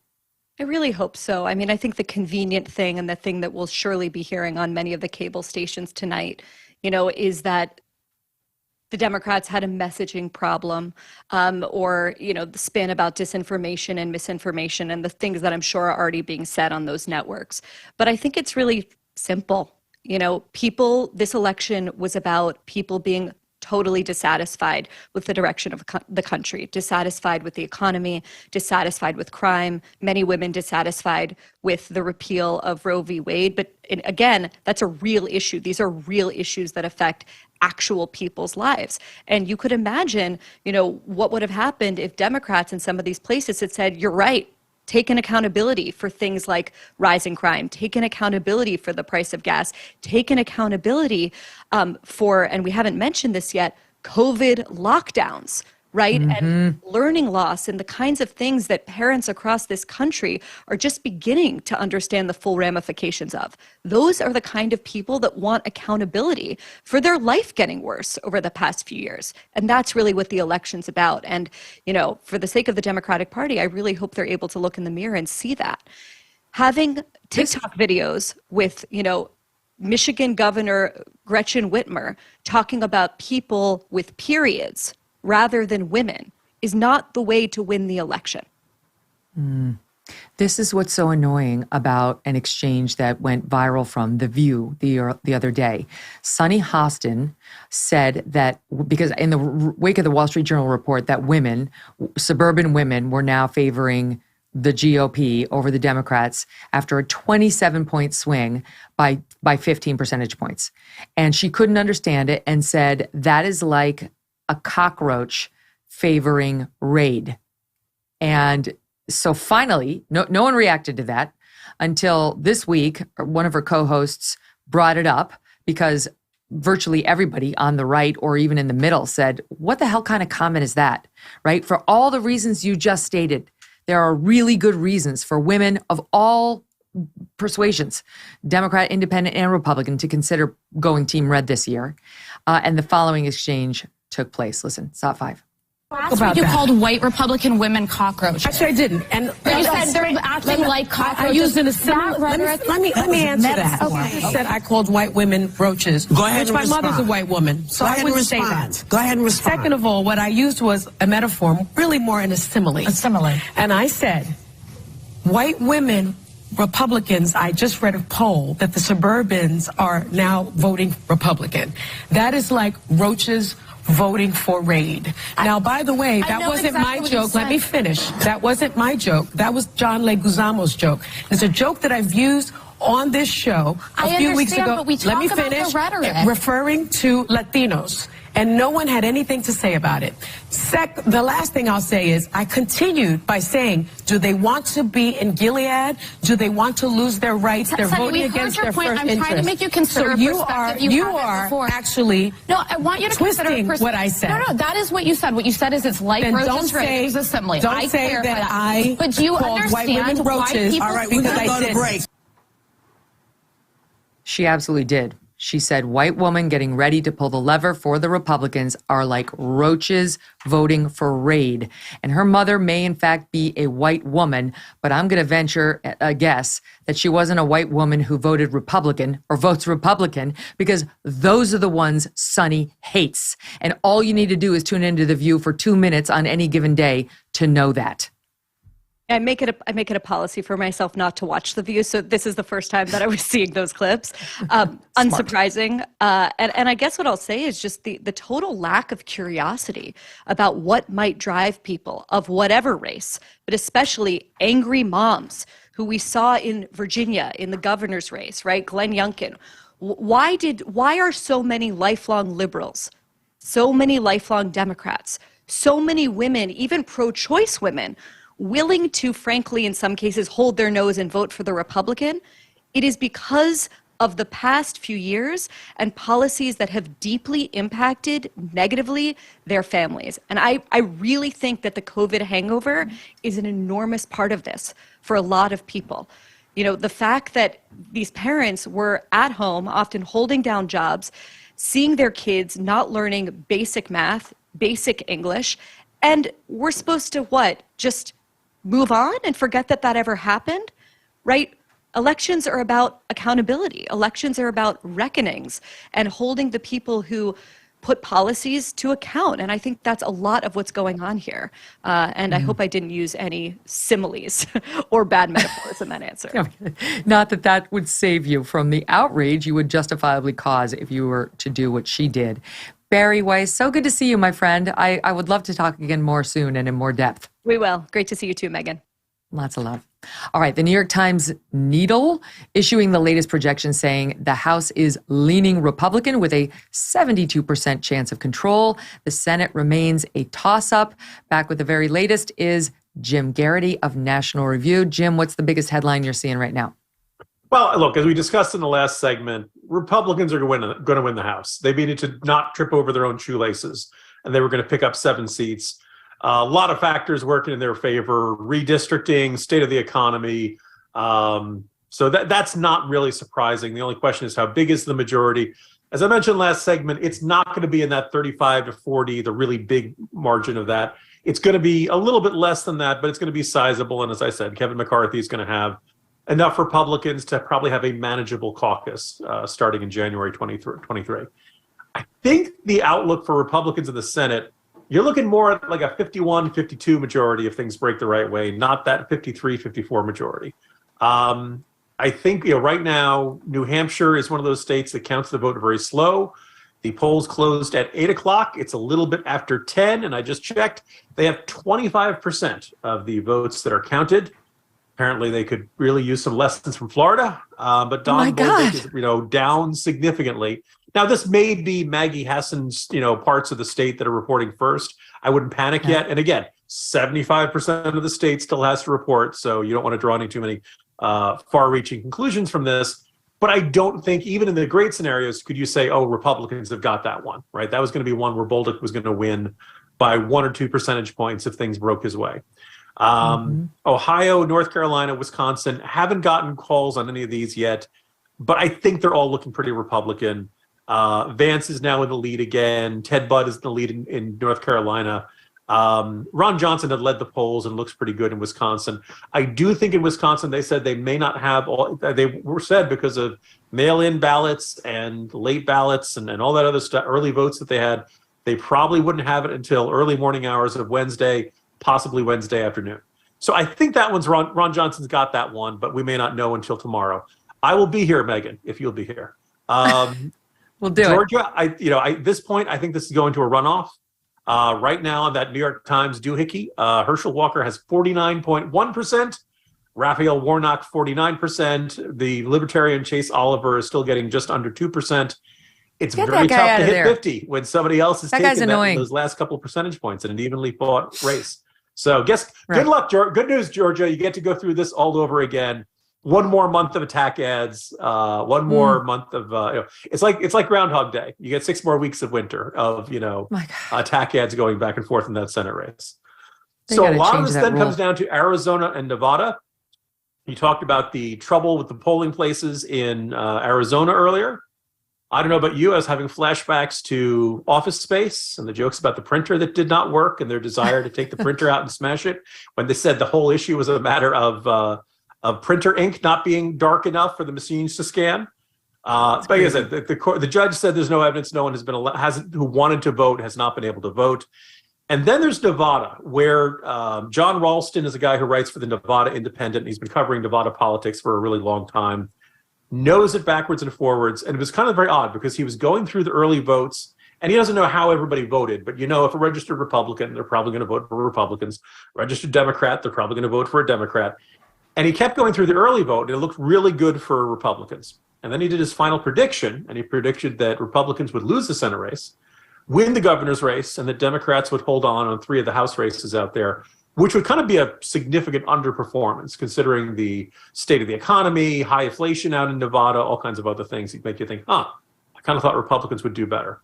Well, right now, it looks like Republicans are doing well by that kind of back-of-the-envelope math, but they may not have everything counted until, well into tomorrow. So I don't think we're going to know tonight who has the Senate. I think it's going to drive people crazy. I think this is the fodder that makes people think, there's some shenanigans going in. They're going to find votes in a trunk of a car or something like that. This may well be ordinary snafus and the sort of thing that happens, but this does make people feel suspicious. And I think that it's going to be kind of frustrating for Republicans that, they kind of, maybe they got a little, I don't want to say full of themselves, but just, the hype of this wave, the hype of the size and the scale of this wave looks a little big. The network's called the state of Colorado for incumbent Michael Bennet pretty much as soon as the polls closed. Joe O'Dea was always a underdog out there, but I think Republicans were hoping it was going to be close enough so that they couldn't call it immediately, make them sweat a little. That does not appear to have happened. And if you couldn't make Colorado close, it's kind of hard to see a scenario where you'd make Washington state close. Patty Murray looked a little bit nervous earlier in this cycle. They had a very good candidate, Republican Smiley, out there. But I think that this is probably, all the ones that look like, reaches where Republicans needed a lucky break. I don't think they're going to get those lucky breaks tonight. Well, and we talked about how tight it is in Michigan and how that ballot initiative on abortion is drawing a lot of support, trying to make what they want. The ballot initiative basically says, should the law look like it looked during Roe, where you can abort prior to viability. And that's apparently getting a ton of support. And so it almost reminded me of the Karl Rove getting the gay marriage initiative all over the ballots in 2004 to help George W. Bush win re-election. They needed to get people out to the vote somehow. Back then, that was a motivating issue, and people credited his brilliance in doing it. That could put Gretchen Whitmer back in the governor's house again over Tudor Dixon, who is very popular. Can I just ask you this question? Glenn Greenwald has a good tweet, and as always, he raises good questions. It reads as follows, quote, "We don't say election night anymore. It's now election month," end quote. NBC's Lester Holt and Savannah Guthrie having a hearty laugh over the fact that the U.S., the world's richest country, can no longer count votes or decide elections in one night or even in 1 week. Yeah, good point. I mean, there's a reason that Florida works as well as it works. And ideally, we wouldn't have to go through that kind of a hanging Chad catastrophe and the other 49 in order to get results. But it's kind of absurd, Jim, that we can't get real results from all these states for several days or a week, or in the case of Georgia, another month. Yeah, I was wondering if my memory of past elections was kind of through rose-colored glasses of not saying, well, we're going to, maybe you'd have one or two races where it'd be really close and you'd have to wait until the next day to hear, how it shook out. But by and large, you knew who won. The networks called it. The networks had confidence in their calls. You didn't see something like, say, in 2000, where they called the state of Florida for Gore while the polls were still open in the Panhandle, and then said, oh, wait, never mind, it's too close to call. That was an infamous moment. And I almost feel like that was the moment where all of our confidence in our elections started to get a little shaky back there. I think you're correct. Look, some of this is undoubtedly states that will not, most states, they start, if you do it in early vote or you mail it in early, they will take it out and they'll count it so that when the polls close on election night, they can add it into the polls and they can get those votes counted very quickly. There are a couple of states, including Pennsylvania and I believe Wisconsin, that do not allow them to do that, so that you have these giant stack of envelopes and you can't really count them until until the polls close on election night. But it's also like, why is there a giant stack of envelopes? Remember when we used to have, there was a voting day and you had to go to the polls and you had to make an effort. And part of the effort, was part of why it was a big responsibility and how we sort of separated the wheat from the chaff. Like, you had to really want it. And it's one thing if you're disabled, you can't make it to the polls. We'd always accommodate that. But now it's basically like, just go ahead and mail it in at any point. And look at what happened in Pennsylvania. All these votes were mailed in before they even had the debate. Now, were those people who were on the fence, were those people who, when they saw the debate, might have been persuaded to go another way? I don't know. But I'd have a lot more faith in the integrity of the ultimate vote if it were more controlled. Mail-in ballots make people feel a little hinky. Yeah, look, my home state, and I believe the state of Minnesota, both allow people to start casting early votes in late September, more than 30 days before the election, which strikes me as really early. Now, if you want it a week before, you think you're going to be traveling, you're afraid of, getting sick. In fact, I remember infamously the primary here in Virginia back in 2008 between Hillary Clinton and Barack Obama. Here in Virginia, the polls closed at 7, and we had an ice storm. I believe it was February. And of course, you had cars slipping and sliding all over the roads because we don't know how to drive here. And as a result of that, people ended up not getting to the polls because traffic was terrible. There were car accidents and stuff like that. Yeah, all of this to me is a lesson of like, don't let it go. Vote before you go to work. If you can do it at lunch hour, go do it at lunch hour. But yeah, there's a circumstance in which you have people voting 5 weeks before election day, 6 weeks before election day.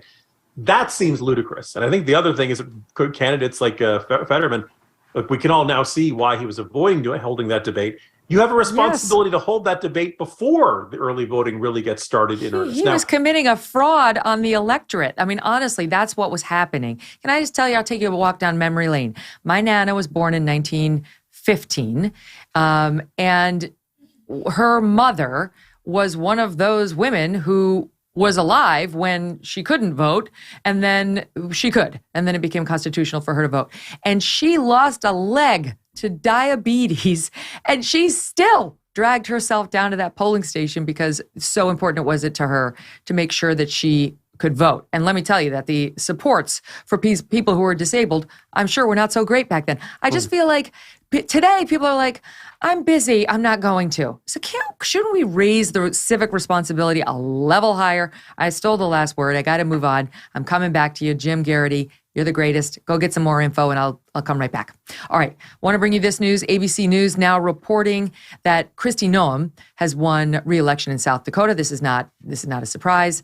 And NBC reporting John Kennedy has won re-election in Louisiana. Joining me now is Dennis Prager. He's a nationally syndicated radio talk show host, columnist, and founder of the great Prager University. Dennis, great to have you here tonight. So how are you feeling based on what we've seen so far? Incomplete. Well, let me just first answer how am I feeling, because I just got off the plane from Denmark, I gave a speech in Copenhagen this weekend, and you're my first person outside of my wife first American that I'm talking to. So happily, the plane arrived on time. I've been traveling for about 18 hours, and it's wonderful to be with you. So now you're asking how I'm feeling about the elections. Is that correct? Yeah. Lay it on me. Okay. So I have been asked everywhere from LA, where I live, throughout the country, and by phone, and in interviews, and in Denmark. Well, so how do you think the elections will go? I told everybody I have no prediction. I think that people like to talk themselves into optimism because people prefer optimism to pessimism. I was not a pessimist. I was not an optimist. But You're a realist. I did not quite see the reason for all of the optimism. What I think, and this is the point I'd like to make, I think that a lot of Americans like myself think after the horrors of the pandemic and what was done to kids, seeing what children's hospitals are doing to children, seeing how many hundreds of thousands of kids are being ruined in this lie that they're changing sexes and don't feel that they're their own sex when they're 11 years of age, and seeing what has happened to the economy by the suppressing of a natural energy that we have in our country, and so much more, you would think that if there was ever a time where there would be a tsunami of objection to democratic left-wing rule, it would be now.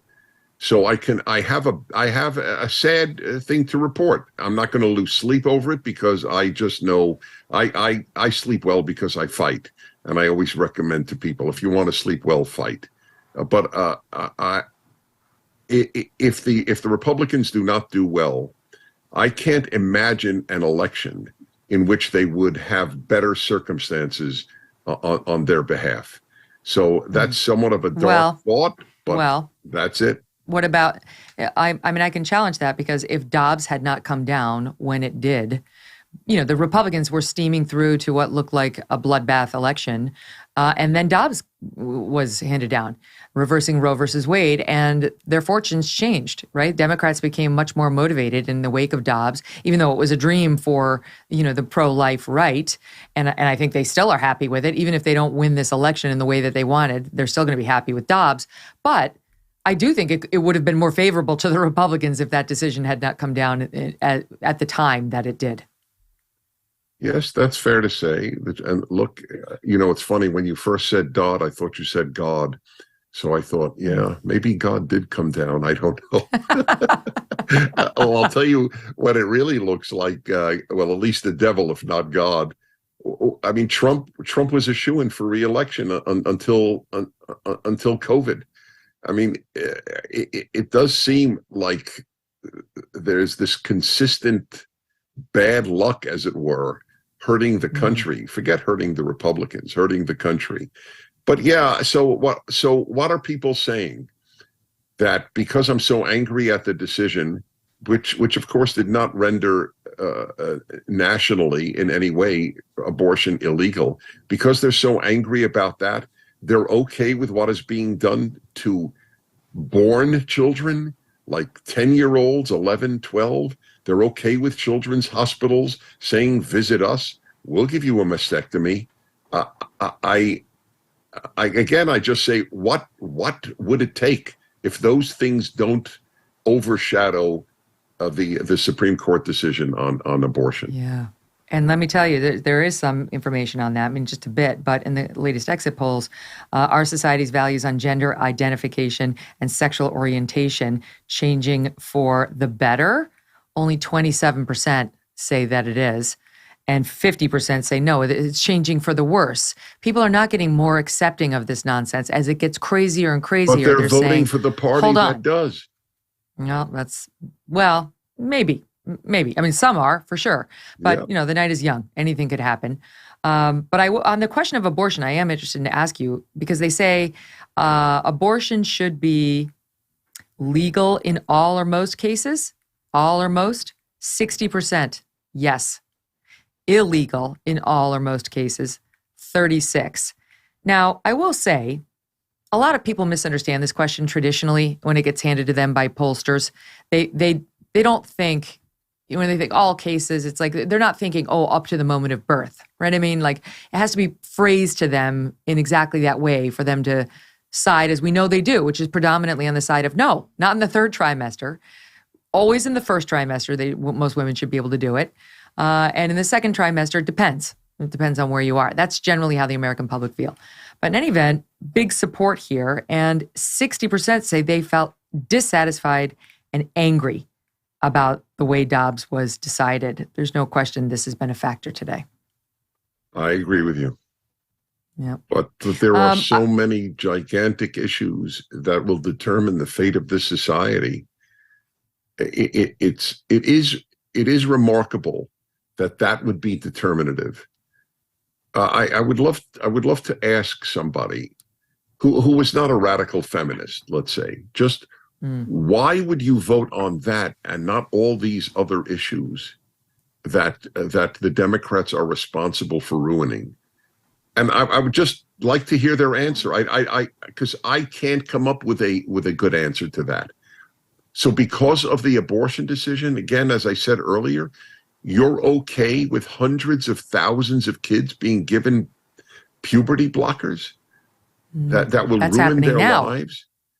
Can I tell you this, though, Dennis? Let me ask you this, because my feeling is the Republicans screwed up on this. You know, they weren't prepared for Dobbs and the messaging that they needed around it.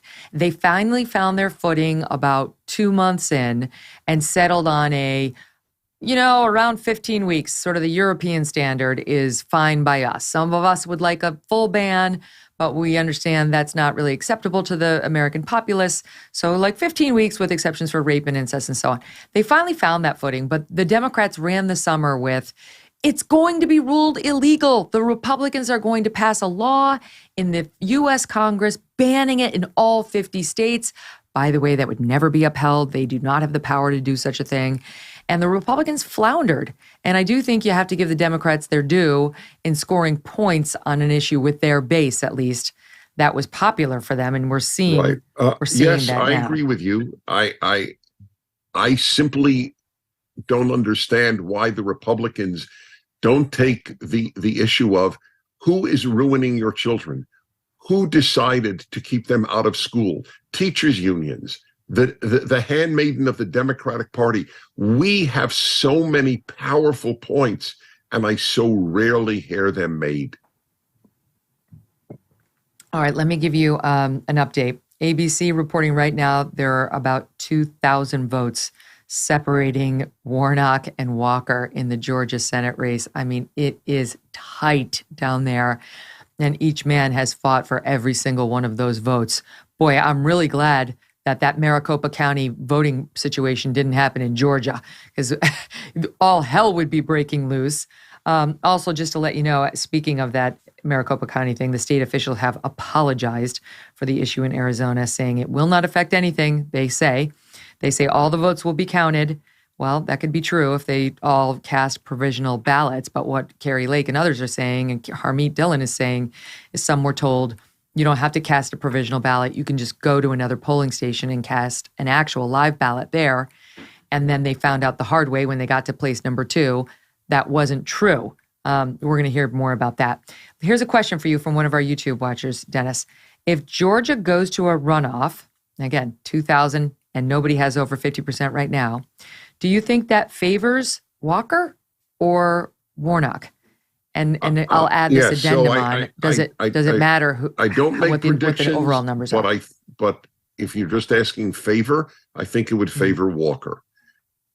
I think that the people of Georgia would then be voting not so much for their senator, but for very possibly, like last time, who will control the Senate.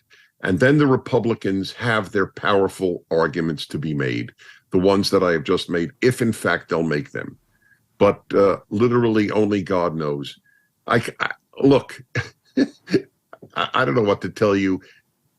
I just came back from Europe at a wonderful time. I look at these societies that are more and more controlled by strong state governments, People love it. People, I received a free speech award at the Danish Parliament. That's why I was there. And as I said to them, let's be honest. The human species prefers to be taken care of than to be free. Freedom is a value. Freedom is not an instinct. And that's what we're seeing in America. The freest country in human history is abandoning freedom for the devil deal.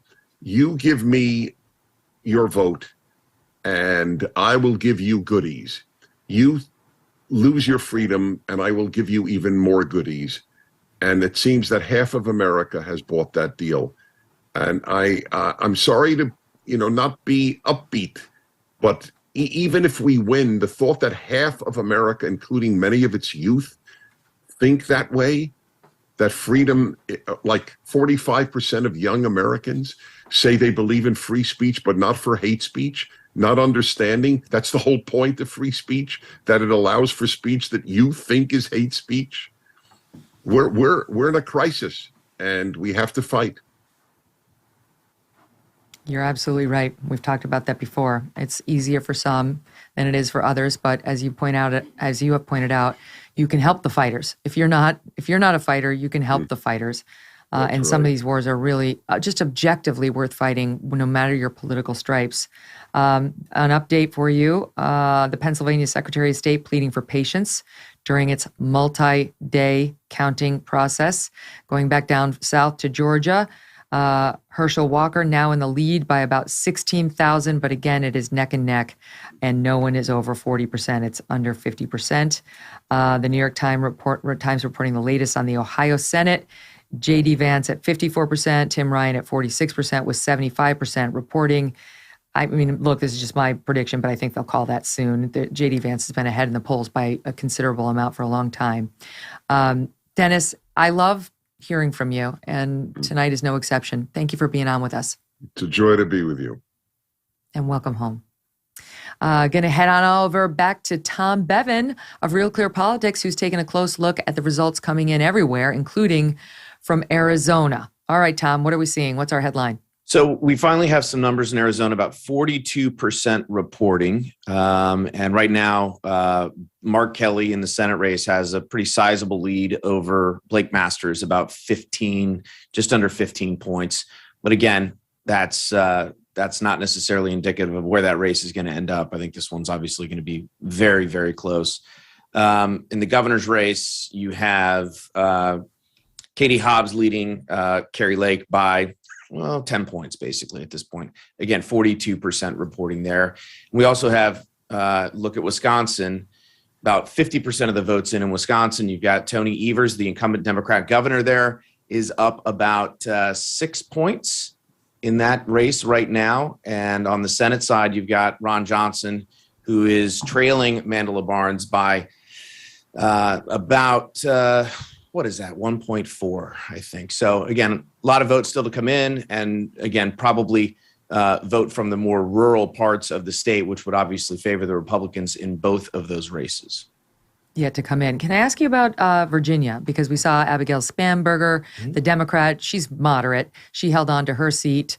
Then we saw the Democrat in Virginia 10 hold on to their seat as well. The third Virginia race that we'd been looking at, Jim Geraghty had called this to our attention in his morning jolt yesterday or the day before, was Virginia 2. And that was the one most gettable for the GOP. And it appears they did get it. Right. Republican State Senator Jen Kiggins projected to defeat the Democrat there, Elaine Luria, in Virginia's 2nd congressional district. That's a significant win for the GOP. The Democrat who just went down was part of the January 6th committee. And so on our subject, on our discussion of ripple, like surfable wave tsunami, how does the GOP taking over Virginia 2 change the calculation, if at all? Well, I think it's a, Ripple was winning one of those three. Sort of Wave-ish was winning two of the three, and Tsunami was winning all three. I mean, remember, the Virginia 10 was a Biden plus 19 district. I mean, so that the fact that was even close shows that, there was a strong Republican candidate there, and Republicans turned out. Spanberger was sort of the middle ground. That was a Biden +7 district. And that's why Republicans thought they really had a good chance to get that, because we had seen in past elections in Virginia last year, we saw a shift of 10 points or more in some of these districts. So I think that was disappointing for Republicans. They thought they were going to get 2 out of those 3. Virginia 10 was sort of was a stretch and the dream, but obviously they didn't get that, and they didn't get Virginia 7. But or did they? Stand by. Chad Pergram, my old colleague at Fox News, who knows a lot and is a solid reporter, reporting as follows from colleague Caroline McKee. GOP Virginia House candidate Yesli Vega suggests she has not lost to Democrat Virginia Representative Spanberger, says there are, quote, thousands of votes that are yet to be counted. Now, having done this a lot with Karl Rove, with many others, it is not unusual for a candidate who is projected to lose when there's still outstanding raw vote to be tallied to say, I haven't lost. You have to count all the votes. But the way the gurus do this behind the scenes is they see where the outstanding vote is in terms of the counties and what the percentage is of Dems and Republicans in those counties.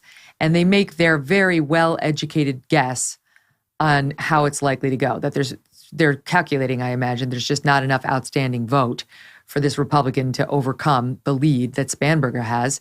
But what do you make of that reporting by Chad? Yeah, I mean, that's not terribly surprising for the reasons that you mentioned, but we'll have to see what the final numbers are. It's probably prudent if it's that close for her to say, listen, let's wait. There's no need necessarily to run out and concede the race before all the votes are counted if it's really, really close. And it is. So that doesn't surprise me.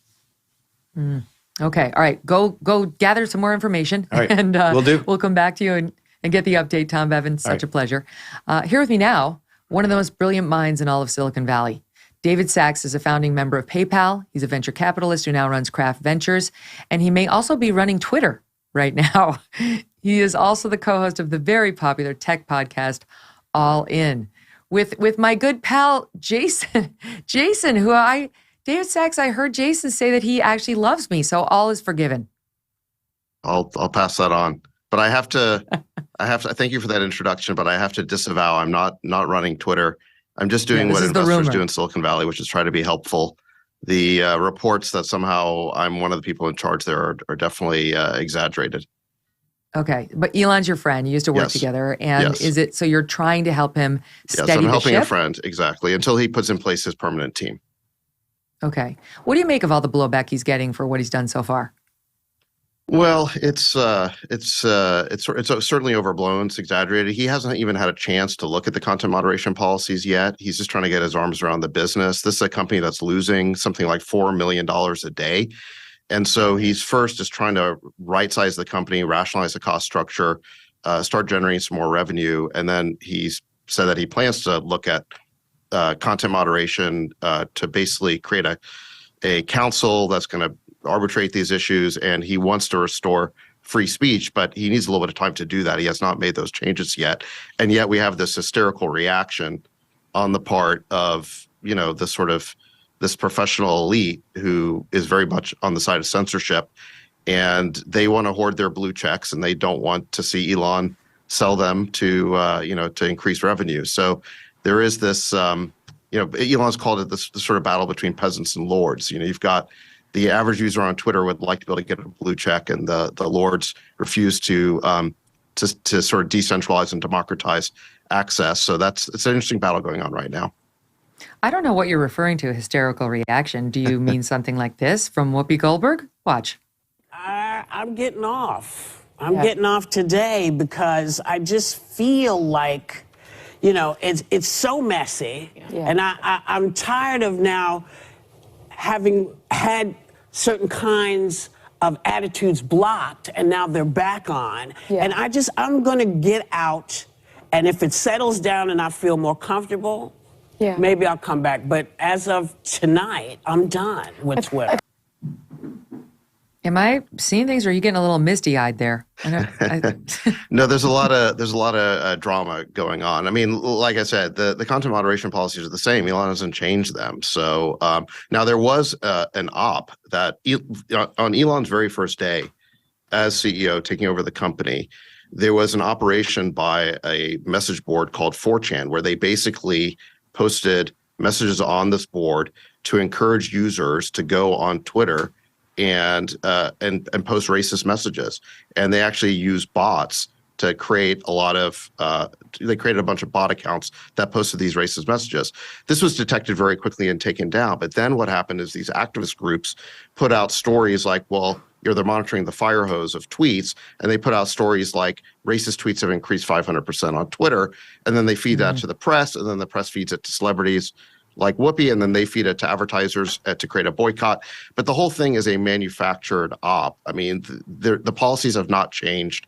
There are people who want to try and make trouble for the company, and so they essentially create these stories. But there hasn't been a change yet on speech. If she is so offended by racist messages, she should cover her ears from the woman who sits down the lane from her on the set, who just referred to white women prepared to vote Republican as roaches. So yeah, Whoopi doesn't have to go far if she was looking for reasons to be offended. That one apparently didn't offend her ears. All right, let's talk elections. Enough about Twitter, even though I know you got all the answers. It's kind of exciting. So far, not seeing tons of surprises coming in. Really, we're just kind of waiting. I will give you this update. Yeah, okay, this is not surprising. NBC News is projecting that Democrat Josh Shapiro has won the Pennsylvania governor's race. We knew that was going to happen. The Republican candidate there could never get anything going. That will likely help Fetterman. That, of course, has already been baked into the cake in assessing how this race is likely to go.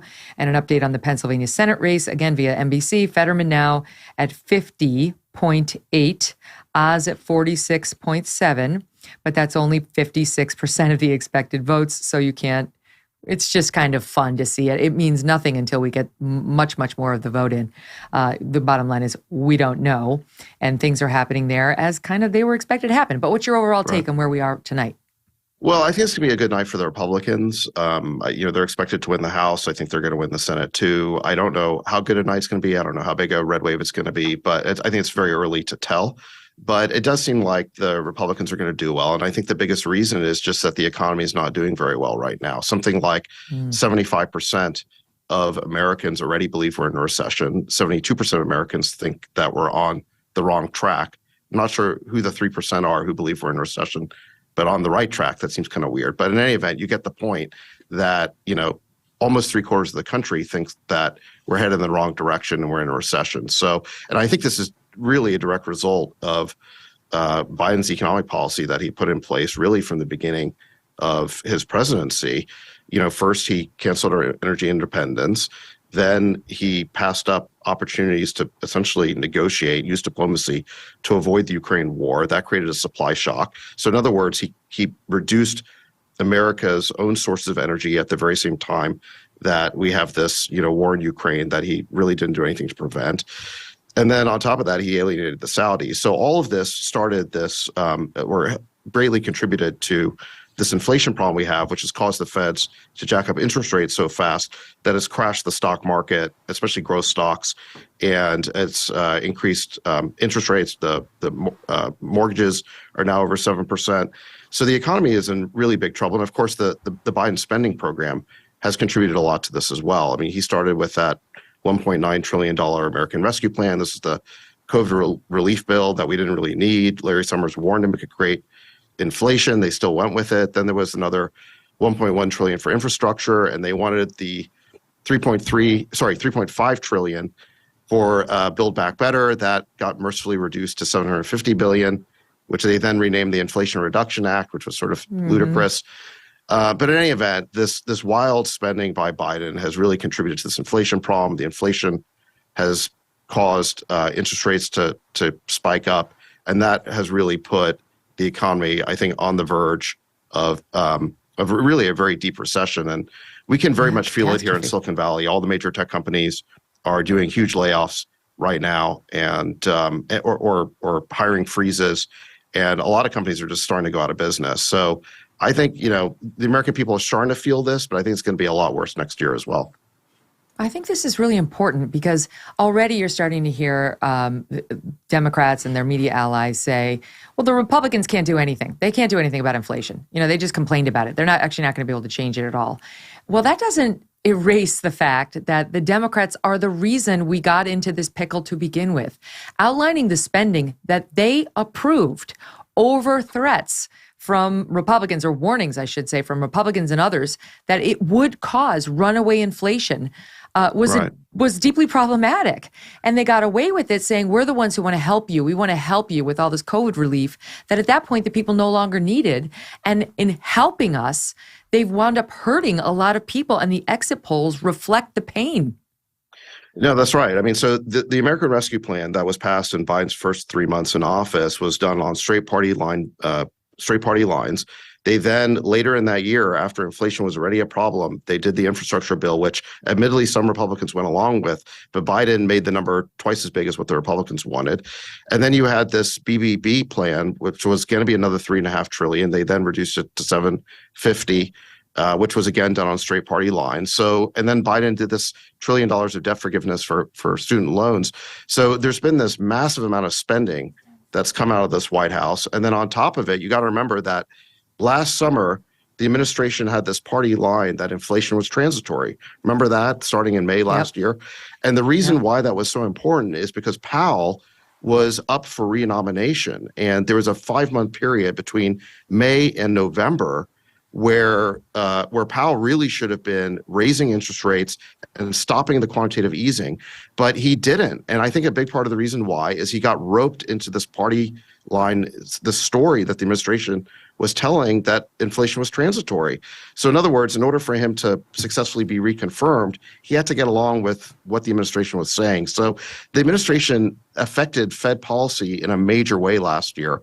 And the result of all of this is we have this, the worst inflation we've had in 40 years. That's caused interest rates to now have gone up a lot. And that, I think, is really hurting the economy. I want to give you an update on some of the numbers. Now, update on Ohio Senate per NBC. J.D. Vance, 53.8%. Tim Ryan, 46.1%. 82% of the vote in. So we're getting closer. Also still looking down in Georgia. Update on the governor's race there, which should be Brian Kemp's pretty easily based on what we saw going in. He's at 54.0. Stacey Abrams at 45.3. Again, 82% of the expected vote in there. I mean, right now, those races look like they're going to wind up pretty much as we thought they'd be. But let me ask you this. Speaking of Ohio and J.D. Vance's race, according to the exit poll, CNN reporting, almost 75% of Ohio voters said inflation has caused their family severe or moderate hardship. That mirrors the numbers we saw nationally. I mean, how do you get past that? In a state like Ohio, this is not a rich state. It's not San Francisco. It's not California with a bunch of rich people running in tech. It's not New York with a bunch of rich people running Wall Street. Ohio is people who work with their hands, and 75% saying inflation caused their family severe or moderate hardship. I just feel like with those numbers, how does J.D. Vance not win? Right. No, you're right. I mean, the number one most salient issue with the electorate is inflation and the economy. I think something like 51% say it's the number one issue that they care about. And the problem is that workers' wages have not kept up with inflation, so their buying power in real terms has diminished. And the only time the administration ever really has acknowledged this is when they farcically renamed the Build Back Better Act the Inflation Reduction Act. Well, if it was so good at reducing inflation, why don't you run on it? Why don't you talk about your legislative accomplishments? You'll notice that the administration, Biden, has not been talking at all about any of the bills that he passed that we're talking about, the American Rescue Plan, the infrastructure, the Inflation Reduction Act. He's not running on these things. Instead, he's running on this message that if you don't support the Democrats in power in perpetuity, that somehow that's a threat to democracy. In other words, democracy requires the perpetuation of one-party rule forever. This is his campaign pitch. This is his sales pitch. So I don't think voters are buying it. I think there's a small sort of cohort of voters who, actively watch MSNBC who buy that story. But I do not think that the working class voters of Ohio are buying that story. This is back to John Ralston, the reporter in Nevada, who's broken a lot of news. I just confirmed that whatever mail has been dropped off today will not be tabulated tonight in Clark County. May actually take until Thursday. Again, this is back to Nevada. What will be tallied tonight are Election Day in person and all the early mail votes already in the system, save provisional ballots. We are now incapable of getting an Election Day election result. Well, except in Florida. Yes, right, because of the hanging chads thing that happened 20 plus years ago, right? Like they learned their lesson. I don't know. And this happens there at the same time. We've got the situation in Maricopa, Arizona, that we're just going to have to try. They're sorry. Well, okay, you're sorry, but your boss is Carrie Lake's opponent. You know, she's in the race. So naturally, people are going to be a little suspicious if that race comes down to a tight vote. You know, and they're saying nobody was denied their vote. The other side is saying something very different than that. But I really think this is a wake-up call. The Democrats are so worried about like, oh, the election integrity. It's like, why don't we focus on this? It's actually not that hard to run a clean and fair election.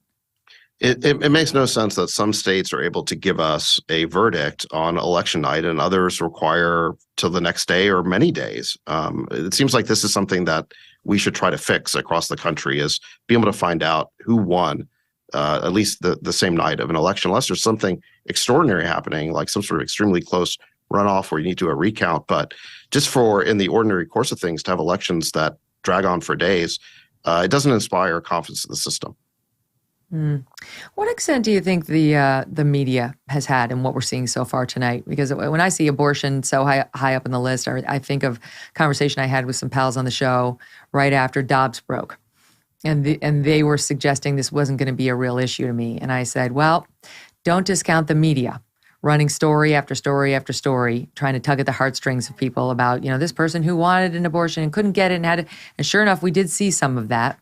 I do wonder to what extent the Republicans, as always, are coming from behind because they've got not just their opponents, but the media as well against them. Yeah, well, I mean, there's no question that the media has a huge impact. I mean, imagine if the media, if we had just a completely neutral media, I think that all these close, that would be probably a several point swing. You know, that would make a big difference. I think on the issue of abortion, it is a salient issue for a pretty large number of voters, but the number is something like 15% to 20% of voters say it's, you know, one of their top issues as compared to, say, 51% for the economy. So it is meaningful, but it's not as meaningful as the economy or inflation. And I think one of the things that's happened since you got that failed ballot initiative in Kansas, remember that the pro-life side tried to amend the Constitution in order to make a change that would then allow for further restrictions on abortion. It actually failed.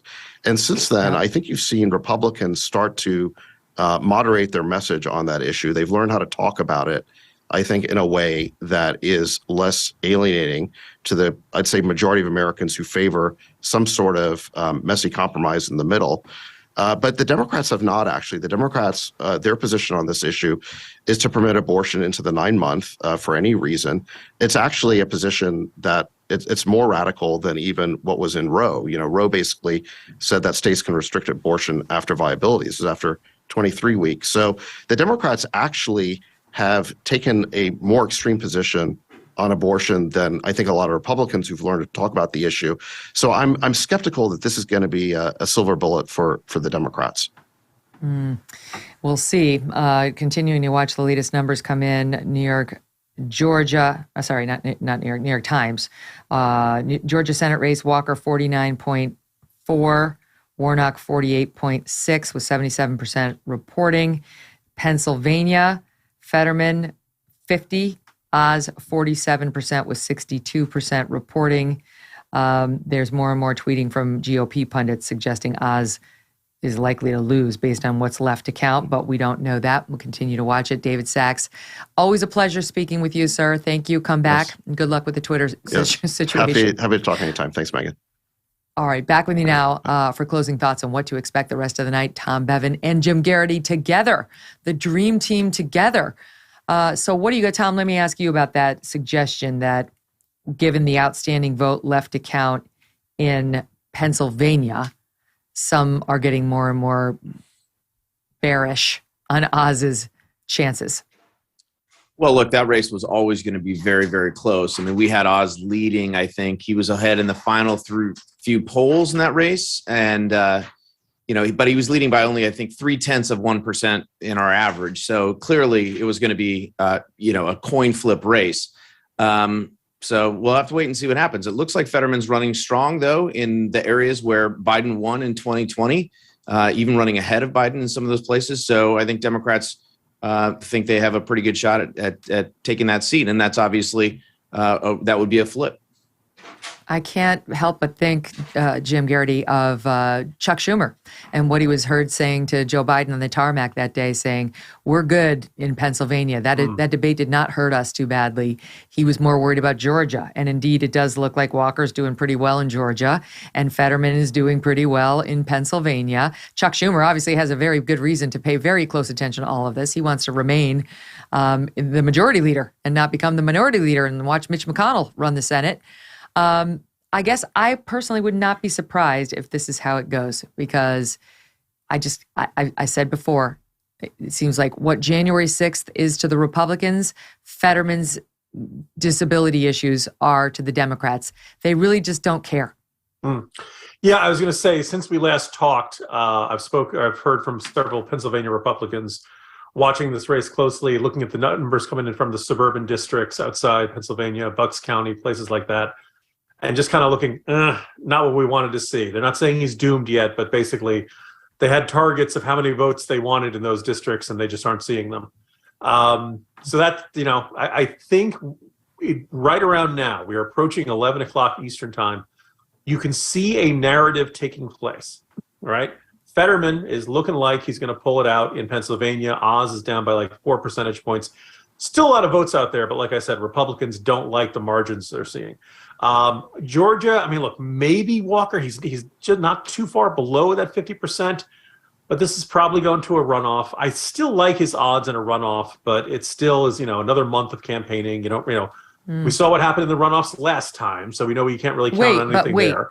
But let's say Trump doesn't interfere this time, right? Yeah. Trump interfered the last time in a way that was very detrimental. I'm building up to this crescendo, you could say. Okay. Maggie Hassan, who looked vulnerable at the beginning of this, has looked like she's going to cruise to re-election. A couple of these folks have already called this race early at this point. That's right. Again, ABC just called it for her. I'm kind of surprised how early we're seeing a call there, but apparently Don Bolduc has just flopped, despite some folks saying he was really closing in the final days. We'll see how things go in Arizona. We'll see how things go in Nevada. But I think added up, it's a very disappointing night for a lot of Republicans. Maybe they can still win the Senate, but it kind of depends on what still has to be resolved. And look, I don't know why you say it's a very disappointing night. It's a disappointing night if you walking around like Conan the Barbarian and leaving a trail of Charlie Crist entrails behind him and just demolish. Florida has become so red. And who endorsed Oz out in Pennsylvania? Who was the one who put Herschel Walker? Okay, Herschel Walker was a football star. He was going to win that primary no matter what. Don Bolduc, you're talking about candidate quality. Generic Republican. Tim Pawlenty, who's the most generic Republican I can think of. If you just had a normal Republican out there, there's an excellent chance they'd be performing better than these candidates. If Republicans will go through this cycle and they're like, you know what, this did not turn out the way we hoped, maybe that narrative we heard early on of Trumpy, unusual, inexperienced candidates, maybe that's what they're going to be pointing to. And maybe they're going to say, wait a minute, it could be split verdict. The economy's terrible. Could be split verdict. You got Carrie Lake, you got JD Vance. We had the best possible environment we could possibly hope for.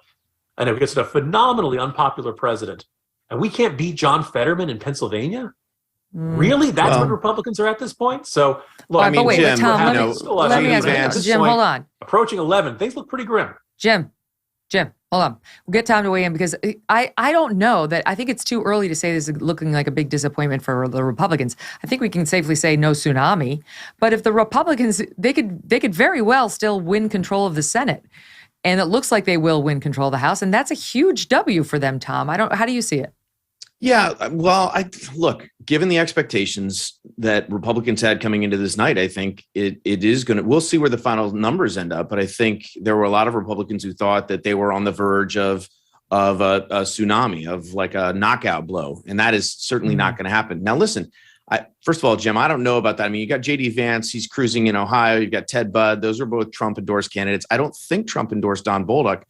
We'll see what happens with Blake Masters and Carrie Adam Lake. Laxalt. I mean, if Republicans win those two races in the West, and Herschel Walker manages to avoid a runoff in Georgia, suddenly, Republicans win the Senate with +2 seats. So we'll see what happens. I mean, I think this night is not over for Republicans, but it's certainly there were some disappointments in the House, and if Oz goes down in Pennsylvania, and Don Bolduc's certainly been a disappointment in the Senate races. But again, Republicans +2 in the Senate is not a bad scenario for them. And if they win 15 to 20 House seats, that's not a terrible night for them. But it will be, I think, disappointing for folks who there were a lot of Republicans out there who were hoping for a lot more. They want a tsunami. Just an update on Wisconsin. New York Times reporting Ron Johnson, Republican, has 50.1%. Mandela Barnes, 49.9%. Only 58% reporting. That's a race in which Barnes' stance on crime has been front and center.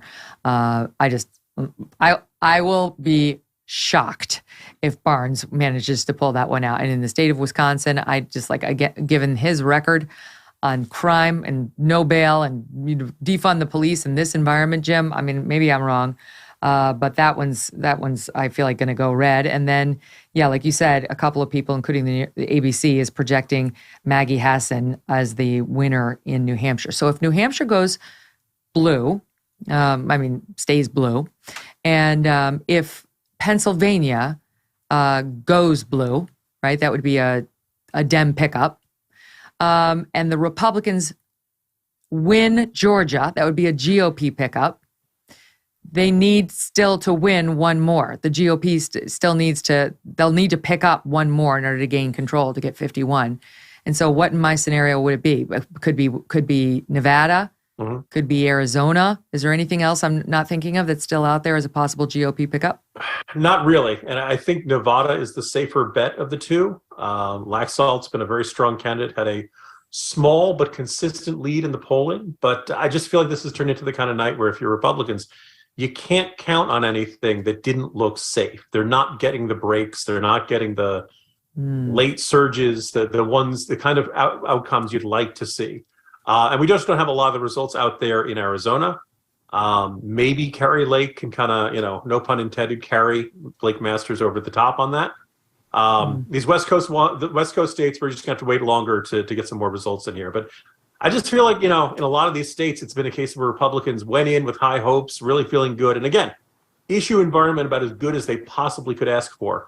And they have fallen short. And I think against some very flawed candidates like John Fetterman and Maggie Hassan. I guess that's the other thing that's kind of nagging at me. It's not just, it's not just that you're losing.